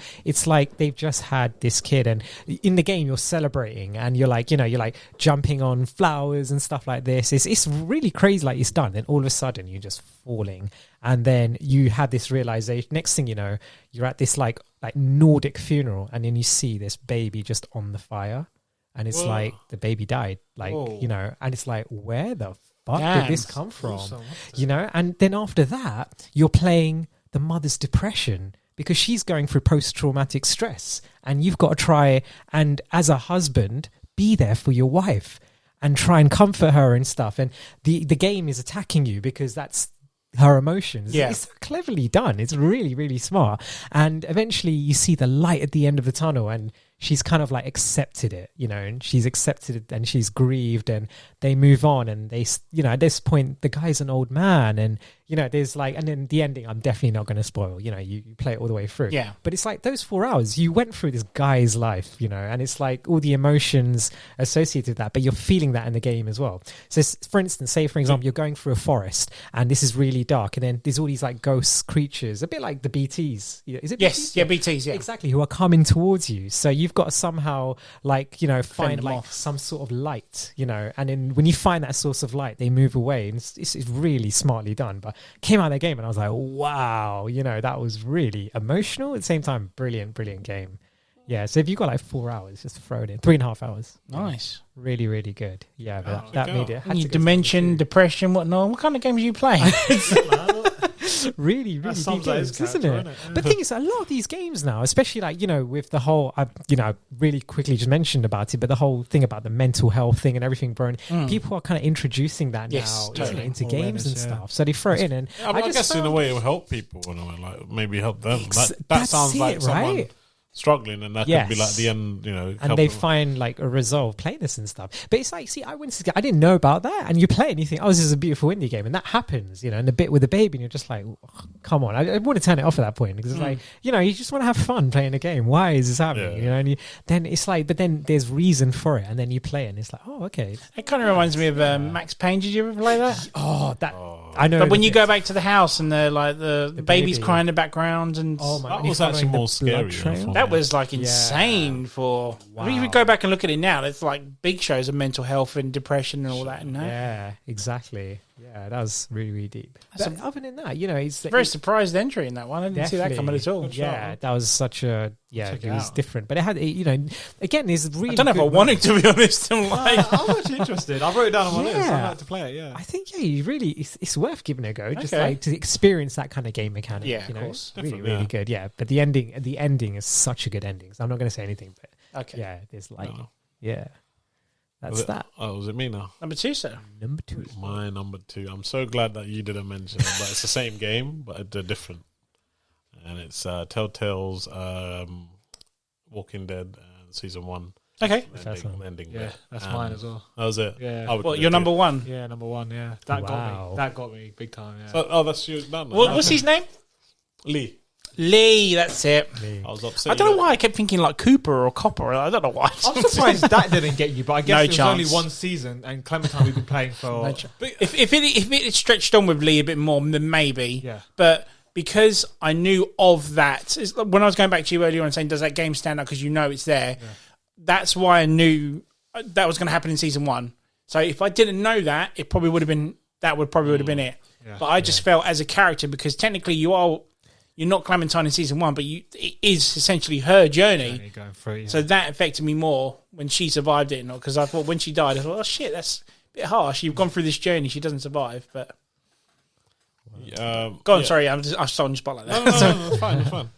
But I'm so glad you mentioned that game as well, because this is like one of the moments. I think me and you played it together. Yeah. I think one of us is playing it, Yeah, and we're just. and we would like he will make the decision, and I'll be doing one season or episode or whatever. And it was just like crazy because you meet Clementine, and then you're controlling Lee, and you're like, you immediately, what do you do when you're in a situation, zombie outbreak, there's a kid like needs help, you immediately like, oh yeah, I'm going to look after the kid. And throughout the whole season, you take the Yeah, responsibility. because at the very beginning, he's at the back of a cop car, isn't he? That's it, He's yeah, essentially yeah. you think he's a criminal of some That's sort. it, yeah. So it's like a redemption thing, That's isn't it? Yeah. And I think it comes back. I think someone recognised that he's something a lot like of that. drama involved in it. Yeah. So like throughout, and then obviously throughout the whole first season, the kid's there always, and obviously she's learning off you. So every sort of mistake or every sort of learning curve, she's actually learning from you. So you're teaching You teach her to shoot as well, didn't you? Yeah, stuff like that. And so and essentially you're as the player, you're doing it. Yeah. Right, and then Yeah. everything you go out your way to teach her, like don't trust anyone near the end, sort of thing. But the hardest thing that he teaches at the end is letting I think this was called letting your loved one go. Yeah. Yes. In that's what he teaches her, which you mentioned, where the little one that he does saves her, sort of thing. Yeah. So so obviously Lee gets bit, and obviously, and we're like, when Lee got bit, we were like, oh fuck, he's bit. What's gonna happen? Oh shit! And we're like, there's a bit where like you can cut his hand off, and we literally cut his hand. So we were like, yeah, we're gonna save him. We saved him, but no, it's still like it doesn't get there in time, does it? And we're like, shit. And then obviously, you cut his arm off. Yeah. The thing was, is like again because I knew that was going to happen. I kept it. There's no point. You ruined it for you because we didn't know. Yeah, that's what I'm saying. Mine was ruined. Yeah, but then I played it a lot later than you guys did. Because I think you got me.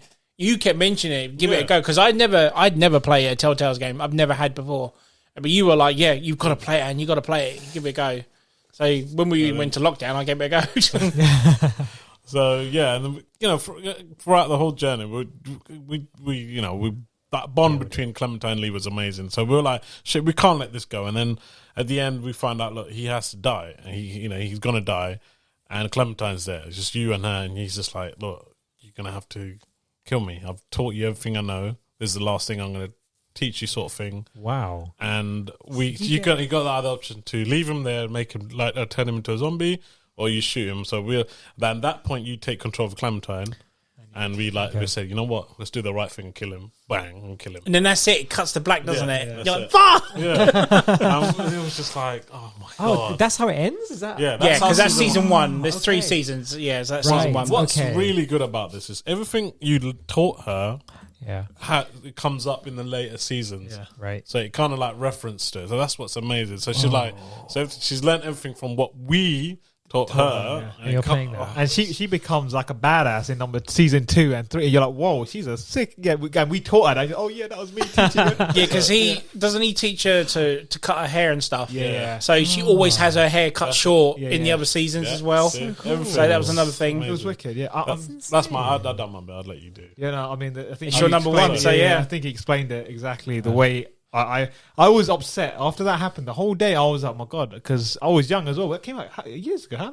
Oh, it must be. It's 10 years. It must have been 10 years. I was quite young. No, when Walking Dead came out, was it around that time? I'd say 2014, 2015. 2015. Yeah, that got me. I was upset that day when Lee, because we played it not like in one sitting. We played it over time. Episode. I think they were releasing. We played it fresh, and we're playing episode at a time. So we built up like a. We loved Lee. We're like, oh wow, and then I'd expect him dying. We completely did not see that coming. Yeah, I did not expect it. I thought, no, he's going to survive, or there's something's going to happen, but no, he ends up dying, and you're like, no, who's going to look after Clementine? No, she's going to survive. I don't think it just cuts at to the end, by the way. I think it goes into, you see her in the fields, and you don't know if someone saved her. I think she's walking in the fields. I think that's where it ends off. I think you're thinking of the end of season. No, 2. that's the beginning to season 2. Yeah. Okay. Yeah, because she's little still then, and then. It's like who's going to pick her up and whatnot, and then it cuts to her growing up a little bit more, doesn't it? Yeah, such a good. Yeah, man. No, yeah, that's one of those moments in gaming. You're like, fuck. Don't forget. Did you guys still like it after season 1? You carried on. I enjoyed it. Yeah, I love playing as. I get what you're saying about there was not much choice with Clementine. You're not. Yeah, I get it, but I enjoyed it. I enjoyed the story part. I loved how she was growing up. She was a badass. She could take care of herself. As she developed herself like really well, and then by season 3, she's. Well capable, and she's doing what Lee did, and I was like, pretty cool. I love the story; it's amazing. I think her choices affect who lives and dies. But apart from that, you was always going to get to that ending. It wouldn't. It's like you were saying about Ghost of Tsushima. Whatever you do, you're going to get those 2 choices at the end, regardless. Yeah. Amazing. I liked how it kind of came back to how it ended with Lee, because it happens to her sort of thing. But, yeah. It was like some people might play it. They'd think, that's why when they got to season 3, she got bit. It said, no, she's going to be exactly what happened to Lee, and she's going to tell that little boy to lose your loved ones. Don't fucking do it. The whole cycle again. But that kid was. I think she taught him well, so he made a quick decision of cutting it. See the little kid. What was the little kid called? Do you remember? No, I don't. It was. But I beat the shit out of that kid because he there was a worry like he's going to grow up to be a killer or something, wasn't it? I can't remember what it was, and I just couldn't care. So let him do naughty shit, and he ends up killing some of the kids in the kids camp and whatnot, sort of thing. I just couldn't care about him, and until it got to the very end when he takes her leg off, it's like. It didn't really change anything. No, it didn't. It doesn't have that's weird. Yeah, I don't think maybe because, like you said, like I made him a stone cold fucking killer, man. I really did. He killed like 5 kids in that camp. Everyone hated him, and he was like, "Don't kick me out. Tell him not to kick me out." I was like, "No, you fucked up, mate." He still stayed in there, and he still went to the end. So yeah, That's probably because they were, ready to shut the company down. And, Yeah, to finish it off. Yeah. No, they should have ended it well. They should have had a couple of multiple endings. But, I expected the ending was decent. Daniel was awesome. I freaking Yeah, amazing. good choice. Good choice. So my number 2's done. Your number 1's done. Your number 1's done. What's your number 1? Hey.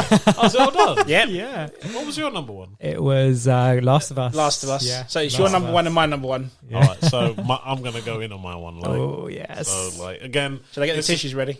No. This is not on an emotion... Well, It is, because it's your number 1. Yeah, but I think it's more for what it is. If you will find out what it is. I know what it is anyway. So, obviously, it's from Metal Gear Solid, and it'd be a surprising one. It's... like I said right from the beginning, I can pick off 10 emotional moments, from Metal Gear. Sorry. Yeah, Metal Gear 1, 2, 3, from Meryl dying, Emma's Hal's sister dying, even the ending to number 4 where he's crawling through the microwave and then he has to fight Ocelot, and then Solid Snake fighting his dad at the end. Oh, there's loads. There's complete loads. Great. But this one is from Snake Eater, and I think this is the one where it kind of unraveled the whole mystery for me, and it's like the pinnacle of the whole story for me.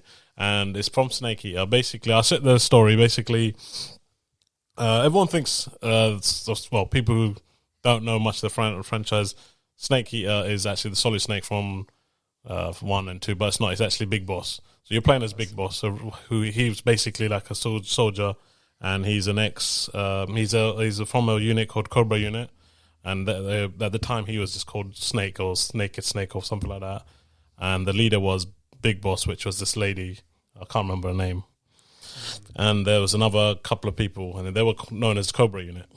And the story happens is Big Boss has defected and joined the Soviet Union. And Snake is sent out to not just Big Mom, but Big Boss, the whole unit except for Snake. So Snake goes out to hunt, take him down. Hence the name Snake Eater, Cobra Unit. So Snake Eater. So he takes him out, blah blah blah, and at the end there's 2 emotional bits. The one where he has to actually fight Big Boss. So he takes him out in the field. Oh, amazing scenery with the white flowers. I'm sure if you guys seen it, amazing.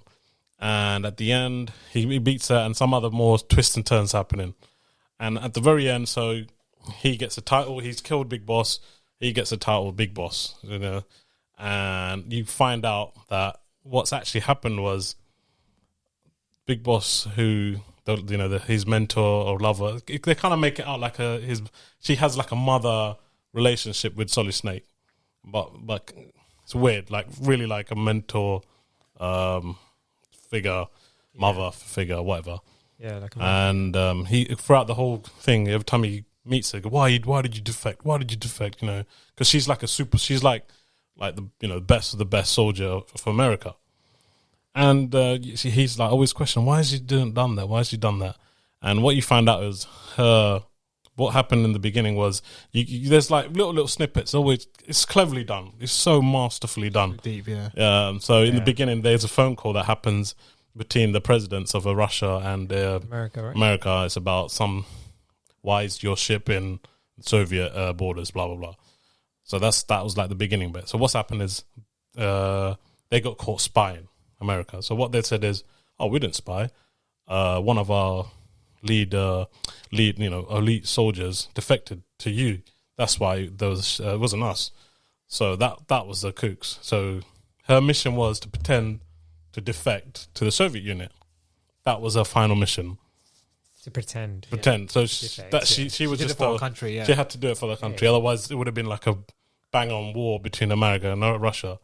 So and he finds out at the very end, and he's like, "What?" And obviously, like that for me is like the whole twist of the whole franchise, because that what questions him on his nation, because he's a soldier, he loves his country, So that changes him to become this sort of madman, to become this to build his outer haven just for his soldiers. So if you play number 5, what's it? 5 and Phantom. Phantom Pain. Where you don't actually play as him, which is Venom Snake, which if you know, where he's building his own sort of army of guys, not to be like America, just for soldiers. So throughout the whole thing, you've realised all these little things. So in MGS1, what his son actually becomes, he becomes a puppet for the government, which is what he's had to do, but he's found out through Big Boss. That's not the way. It's so deep. It's so deep. But the scene that always gets me is where he's doing this. What's it called? Salute to her grave, and on the grave it says, "In my eyes, you will always be the hero that saved the world, true patriot." And I was just like, "Oh man, that's wow." It's just so deep, man. Metal Gear is so deep. So every Metal Gear had like a deep little story to it. Yeah. That is what drives him away from everything and sets everything in stone for the other sequels. And I can sit down and talk. Like I said, you can see why it's a franchise you really admire as well. Yes. Yeah. I mean, it's even to the details of I think to the point where he fights his son later on as well. It's it's not the fun sight that it's so messed up. He does. Yeah, it's so deep. Basically, I want to explain it as well, but you have to play the game to understand. Yeah, exactly. Yeah. But that is one of my favorite scenes. You have to use a whole episode to explain it. Because you played one. I played 1 and 2, and you always want to know what was all Big Boss about. So you play Big Boss, and you're like, okay, and then you find out, he's actually a good guy. He was just like Solid Snake in number 1. Yeah, he's a puppet to the government, and that's what. It's so deep, man. It's so deep, man. At the end of it, you realise Solid Snake, the actual Solid Snake from MGS1, he's just a puppet. He's just a tool the whole way. He's just been used. And at the end, I think Big Boss sees him and he said, "Look, that's enough fighting. You're done. That's it. Enjoy the." And he's got disease when he's aging. Yeah, that's number 4. He has some sort of so he's a clone. Yes. So they've given him so after he hits a certain age, so he doesn't become a weapon for another country. So they've saw this sort of mechanism where he just ages quickly and dies. Yeah, that's why he's so old. Yeah, that's in number 4. And it's just what? And then obviously he sees his dad at the end, and the dad's just like little G said, it's done. You're done fighting, son. That's it. Just finish it. It's just finished. Yeah. You're done. You've done everything. Just go out and enjoy. Oh mate, that's make the most of life. That's what I'm saying. There's plenty of scenes where, from I was talking to little G. What about the Meryl scene? There was a bit in the very first one where you have to survive the torture to save Meryl. Yes. And in order to do that, we couldn't do it. You have to tap the button. Tap the button so hard. It was freaking hard. And then we were we kept having her. Can I just say, go out with Otacon at the end. We're like, fuck, I want Meryl on the back. So we went out and bought this turbo controller. And if you just hold it, you just yeah. Okay, and I'll tell you a funny story, right? One time, I remember this. I came back from school and Gal was playing this, right? And I'm walking in and he doesn't even greet me at the door. I had to go inside. And I'm like, normally this guy would greet you. Any friend would, right? And he's then I hear this really harsh tapping sound. And it's I hear this metallic sound. I walk in, man's using a spoon. Bro, shut up. Yeah, that controller is destroyed. The circle button was inside the controller. Right. The rumor was it was quite easier with the spoon, right? And it made sense. Yeah, but he's it was tough, right? Because even recently, do you know, I was waiting for you to go. I saw it from the behind. It looks like he was jerking off or something. That's what I thought you were going to say. Well, think about it from that scene. It would have that. Yeah, but that seems my brother. Why is that not in your thing? I think that is even Emma's Hal's sister dying. That was some deep ones. Really got you an overshot. But I think that was your original number 1. You've changed it since I had to because I thought about it. I said, you know what, this End's gonna fucking steal it. I think this one makes more sense. Yeah, this one makes sense. Like I said, I could pick 10. Yeah. If you played the franchise and know how much I love it, there's so many. There's so many, isn't there? So even Sniper Wolf. When Sniper Wolf's death, I was just going to say that because that's what I thought would be your number 1. Yeah. Or when Meryl's gets shot up and you have to fucking run all the way back to the beginning to get the sniper. Get the sniper to come back, and in that point she's dead. But I thought, let me think about this, and Yeah. I chose the Big Boss one because that is what if you. There's always this element like there's a bad guy in it, and you're like, he's not that bad, and that's the root of the big It's that like that element. explains Yeah. why. There's always Yeah. something behind it. Yeah. That's the turning point, isn't Yeah. it? In whoa, yeah. Oh yeah, it's deep. If you Absolutely. listeners, if you like, there's some damn good story in that Metal Gear. So there's a reason why I go on about it, and there's a reason. I'm very surprised you held up, mate. You held it in. I was waiting for, and she did this. And it was like, and it said on her tomb. That's what I was waiting for it to happen. I bet that's what it sounds like. She was actually a good guy all the way. I bet it must be confusing. But like, what? No, we get it. Yeah, I but it's get like you guys said, you have to play it to really experience exactly. it, isn't it? At the end of the day. You know, also like because and we all know like Gal, right? Like you come on the show as Grey Fox because Metal Gear is part of your DNA, right? See, and it's like there's There's right? another reason. That was going to be one of the reason why Grey Fox is his story is even nuts. I heard his story was He was ninja, right? Yeah, he's a ninja. He's a soldier at Metal Gear, Right. Picked up by Big Boss, who's actually a good guy, and obviously goes against Solid Snake, who's working for the government, who's actually a bad guy, which But he doesn't he's know. not. Then he takes him out. Then he comes back as a cyborg ninja, but he's kind of messed up. And then he kind of like it's all like freaky. He's all like gone all psycho because he died and brought back, and he kind of realizes, and he saves him. He saves because Metal Gear is about to crush him, but he grabs Grey Fox grabs it, and he kind of says as his last thing, he said, "Do not become a tool for the government. Don't become what I did, Snake." And oh my god, that scene. Every scene of Grey Fox in MGS is amazing. Hence my name, Grey Fox. He's badass. 100%. I really wish they go back and do the old stories where Snake actually fights his dad, because there's two. I always wondered why there was two big bosses, but if you played the last one, now you know why. Okay, makes sense. Yeah, so I don't know spoilers, but Absolutely. It's also going back to if it's a game franchise you played ever since you were a kid and you're waiting for the next one, and I can imagine at that point when you played it, you're like, whoa, this is why I played this game. This is why I skipped school to play this game 10 years ago up till now. And it's like now, after 10 years, I realize why. You play the first one and then you play the second one. Second one answers questions for the first one. Then you play the third one. Yeah. It kind of explains everything. Then you have the fourth one. It kind of ties everything. Then the fifth one comes and it's like it tells you the story, 2 stories before that, and you're just like, what? You're like mind fucking blown. Yeah, But if you actually pay attention and take your time and understand the story, if not check YouTube, it all makes sense. It's so Hideo Kojima is a genius. Honestly, he's a smart. Hence why Death Stranding is like some of the concept like is mind-boggling. How does he do it? And Metal Gear, came up with the simple idea, which was he played a game with his daughter, hide and seek. That was where it started. That's where it started, hide and seek. Unbelievable, right? Unbelievable. Good choice. Good choice. I don't know how I'm going to top yours because that was quite in depth. So my number 1 was mentioned by Little G earlier, but he didn't actually pick it. Thank you, sir. It wasn't in your top 5. But mine was actually the second time I actually had an emotional experience on the video game, and it's obviously going to be Gears of War 2. Dom finding his wife. That alone, if you've never played the game, the scene alone is just incredible. It's well shot, and it hits you on a level big time. Just long story short, if anyone's never played Gears of War, it's about a war that's going on between humans and a species called the Locust. Dom is the psychic to Marcus Phoenix, who's the main protagonist in it. He mentions in number 1 he's looking for his wife. By the halfway through episode number 2, Gears of War 2, he finds his wife. Now, as soon as he finds his wife, it's like in an underground cave where the Locusts are, they're like their hideout sort of thing, where they're taking humans, they're torturing them. Dom opens this it's like a chamber, standing casket sort of looking thing, isn't it? Opens it up, and because he is so relieved to have found her, he sees the image of his wife as she was when he last saw her. Beautiful looking, everything, and so glad to see he hugs her.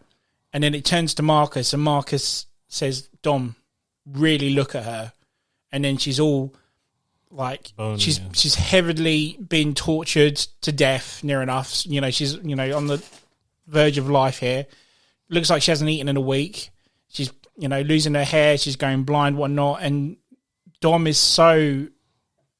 I'm trying to hold it in here. I can see. Mate, yeah. He is just so upset of how she looks, and she can't go on living at the end of the day. And there's one part where, oh God, I'm sorry, I'm really trying to hold it in here. It's like where he turns to, so Dom is essentially kneeling down, holding his wife, and Marcus, he turns to Marcus, looks up at him and says, Marcus, I don't know what to do. And that's what really got me, man, because Marcus looks at him, he's like holding his shoulder and he's like, Dom, you know what you need to do. And it's like, I don't know if I could do that if I was my wife, man. I wasn't married at the time or anything then, but just to put yourself in that thing. And he's like, no, I can't. He's like, Maria, I can't do this. No. But Marcus knows he's going to do it. So he just walks away. Simply walks away. Dom gets the sidearm, puts it to his wife's arm. He's like, I'm sorry, baby. And, whatnot. And then it cuts to Marcus, and all you hear is this bang. And Marcus just looks at his, nods his head down as to say, well done, because I couldn't have done that. And that just hit me big time. And this is halfway through the game. Yeah. And I tell you what, guys, when that happened, that was the first time I dropped my controller, just in sheer shock. Because I thought she was going to be fine and she was going to be like team up with them and you could be a character of her later on. Just when that happened, man, I think it was because that's what the game does to you. You think, when she comes out and she looks fine, and then just the twist that she's on the verge of death, it's just like, it's just absolute. The bit that gets me is when he asks, like what you said, when he gets Marcus, what do I do? Because Marcus always has answer. He's the leader of the group. And hence why he goes to Marcus, what do I do? Wow. But this time he doesn't have. He does have an answer, but it's not the one he wants. Exactly. Yeah. Fucking that was deep. Absolutely. Deep. Marcus, I don't know what to... Oh, man. That so gets me every time. Yeah. Just that brotherhoodness there. That Marcus, what do I do? Because that's what you hear. Marcus, what do we do? We always rely on Marcus, and it's like that time. And it's like the other way around. And now he's asking. And the thing is that Dom is like an emotional wreck after that. Well, you would have thought he would be, but Marcus says to him straight after, what should we do? And because they were like in the Locust hideout, he's like, I want to kill them all. Yeah. And that's why Dom's death wasn't a shock to me as much as yours. Because when that scene happened, I thought Dom was going to die at the end of number 2. Because when they go to Jacinto, the city of Jacinto, and it's like being overrun, I thought he was going to die then. But then obviously when he survives, I had a feeling it was going to happen in 3. But you could tell when he come out with a beard and just knew he's not himself. So having a bit of a crisis kind of thing, isn't it? Yeah, so damn, man, I'm glad you held that. I really just man, I've got if anyone hasn't played the game, I simply just look it up on YouTube and just watch it. It's beautifully shot for just like a CGI moment, computer imagery and whatnot, and very well directed as well. It's just. It's so clever how they did that. It's like we said again. I think if you don't have that attachment to those characters, you won't have that Ants feeling as well. Exactly. Because you've got it from Gears of War 1, and that's why you felt that. If you didn't play Gears of War, you wouldn't understand. Yes, yeah. Oh my God, man. I've got chills right now. Like, that is... If you've never played it, just watch that. Simply watch that scene watch it on the ride home or something. Oh, definitely. Because I actually finished number 1, like playing that with one of like my neighbours who's like one of my close friends as well at the time, and he would bring his Xbox 360 in my house, and we'll just bang that out, and I thought to myself, it's a whole brotherhood thing, and it's like you think to yourself, it's like even amongst us guys, if there's a time of crisis and you're the one who's asking questions, someone all of a sudden you got to turn around and you don't know what to do, and you're the powerless one, and it's like the most important thing in your life right now is in front of you, and she's going to turn, and there's nothing you can do about it. It's like, whoa, that is. And being in Marcus's shoes and expecting to be a leader and saying that, what must he have to say? To say what you have to do that takes. But what do you mean? What I mean? Exactly. Yeah. Because when I first watched it, I thought he was going to ask Marcus to do it, but I just love the fact how manly you see Marcus as. He couldn't even do that. Wow. He couldn't even do that for his friend. It's like if someone's got to do it, it has to be you, and that's what I love about it. It's because that was the right choice to make. Because I don't think I could do for you guys. What are you guys? But do you know what I'm saying? It's just I just love how he leaves it to him, and when he walks off and he hears the bang, he doesn't nod his head. He sort of puts his head down as to say, "Well done," because I couldn't have done that. So yeah, and that's just so emotional. Weird how, yeah, that's good. insane. That's Amazing. insane. So we made it. Wow. We made it to the end without crying. Well done! Yay!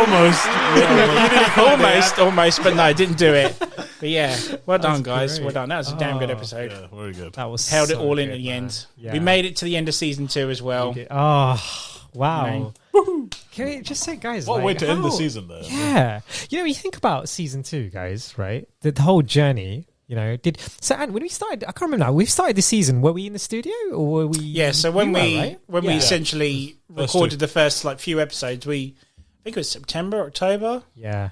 We came out of lockdown. We come out for a bit, then we went into it, then we come off it, and then Christmas came. It was so annoying because I had so many plans. Like I had Christmas episodes lined up and everything, and then when we found out that we had to go into a third lockdown, those episodes were shelved for ages. And I said, look, I even put an update episode up saying I don't think I can put them up until we've got more episodes done. And then when Big G come up with the idea to do it over the internet, at least we carried it on. Well, thanks to Big J as well. And Big J as well, if you're listening. We kept our audiences entertained, hopefully. And we thank you all for joining in on the journey. Definitely. And hopefully season 3 will be much, much better now that we're slowly coming out of lockdown. Get you guys back in the studio again. Be good. Yeah, So many good much better plans for than this this. new Yeah, episode. doing it like this is so can't much wait. better than doing all the WhatsApp. Oh my god! Anne, have you got something waiting for these guys in season 3 or what? Right? There's. Oh, dude, I've there's loads of stuff coming up. I've got some new jingles as well, whatnot, some new nice. songs and everything. Awesome. Some great episodes. Dude, I've been literally writing episodes like on these. If I get a moment or two, like if I find a topic, it's like, oh shit, that's a good episode to write down and write down quickly in my top 5 before I forget as well.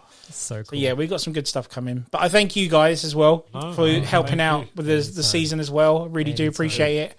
Taking the time Dude, during lockdown to do it. We love coming on there, man. I'm sure you were sick of me going, we got another episode to do, yeah? No, it's always good talking about what we love doing. And Absolutely. I love like game moments. It's fucking Definitely. Just sitting here around. I don't think about it, guys. Not many people are so as fortunate as us to sit around, and you made this possible for us. Can't thank you enough for that. Well, no, again, I can't do it without you guys and all the other people that have been on the episodes as well. So Exactly. it's you guys that make the episodes as good as they are. And the rest of the guys that comment, the Legends of Podcasting, Board Stupids, my Blockbuster guys that come on, these are all the people that make it entertaining for all of us to listen to. Brilliant. And I just hope it carries on in season 3. We'll do. Oh, hell yeah. So we'll call it there then, guys, and just say, again, big thank you all for coming on. Really enjoyed that episode and glad you guys stuck to your guns and didn't cry. And thank you all for listening. If you're obviously liked what you heard, then follow us on Facebook at the M.T.V.B Podcast or on Instagram at M.T.V.B Podcast. This is Atman, Big Gal, Little G. Go cool. and Grey Fox. signing off. Oh, but before we sign off, one question, guys. Your cousin or your future wife? Good night. Cousin. Wife.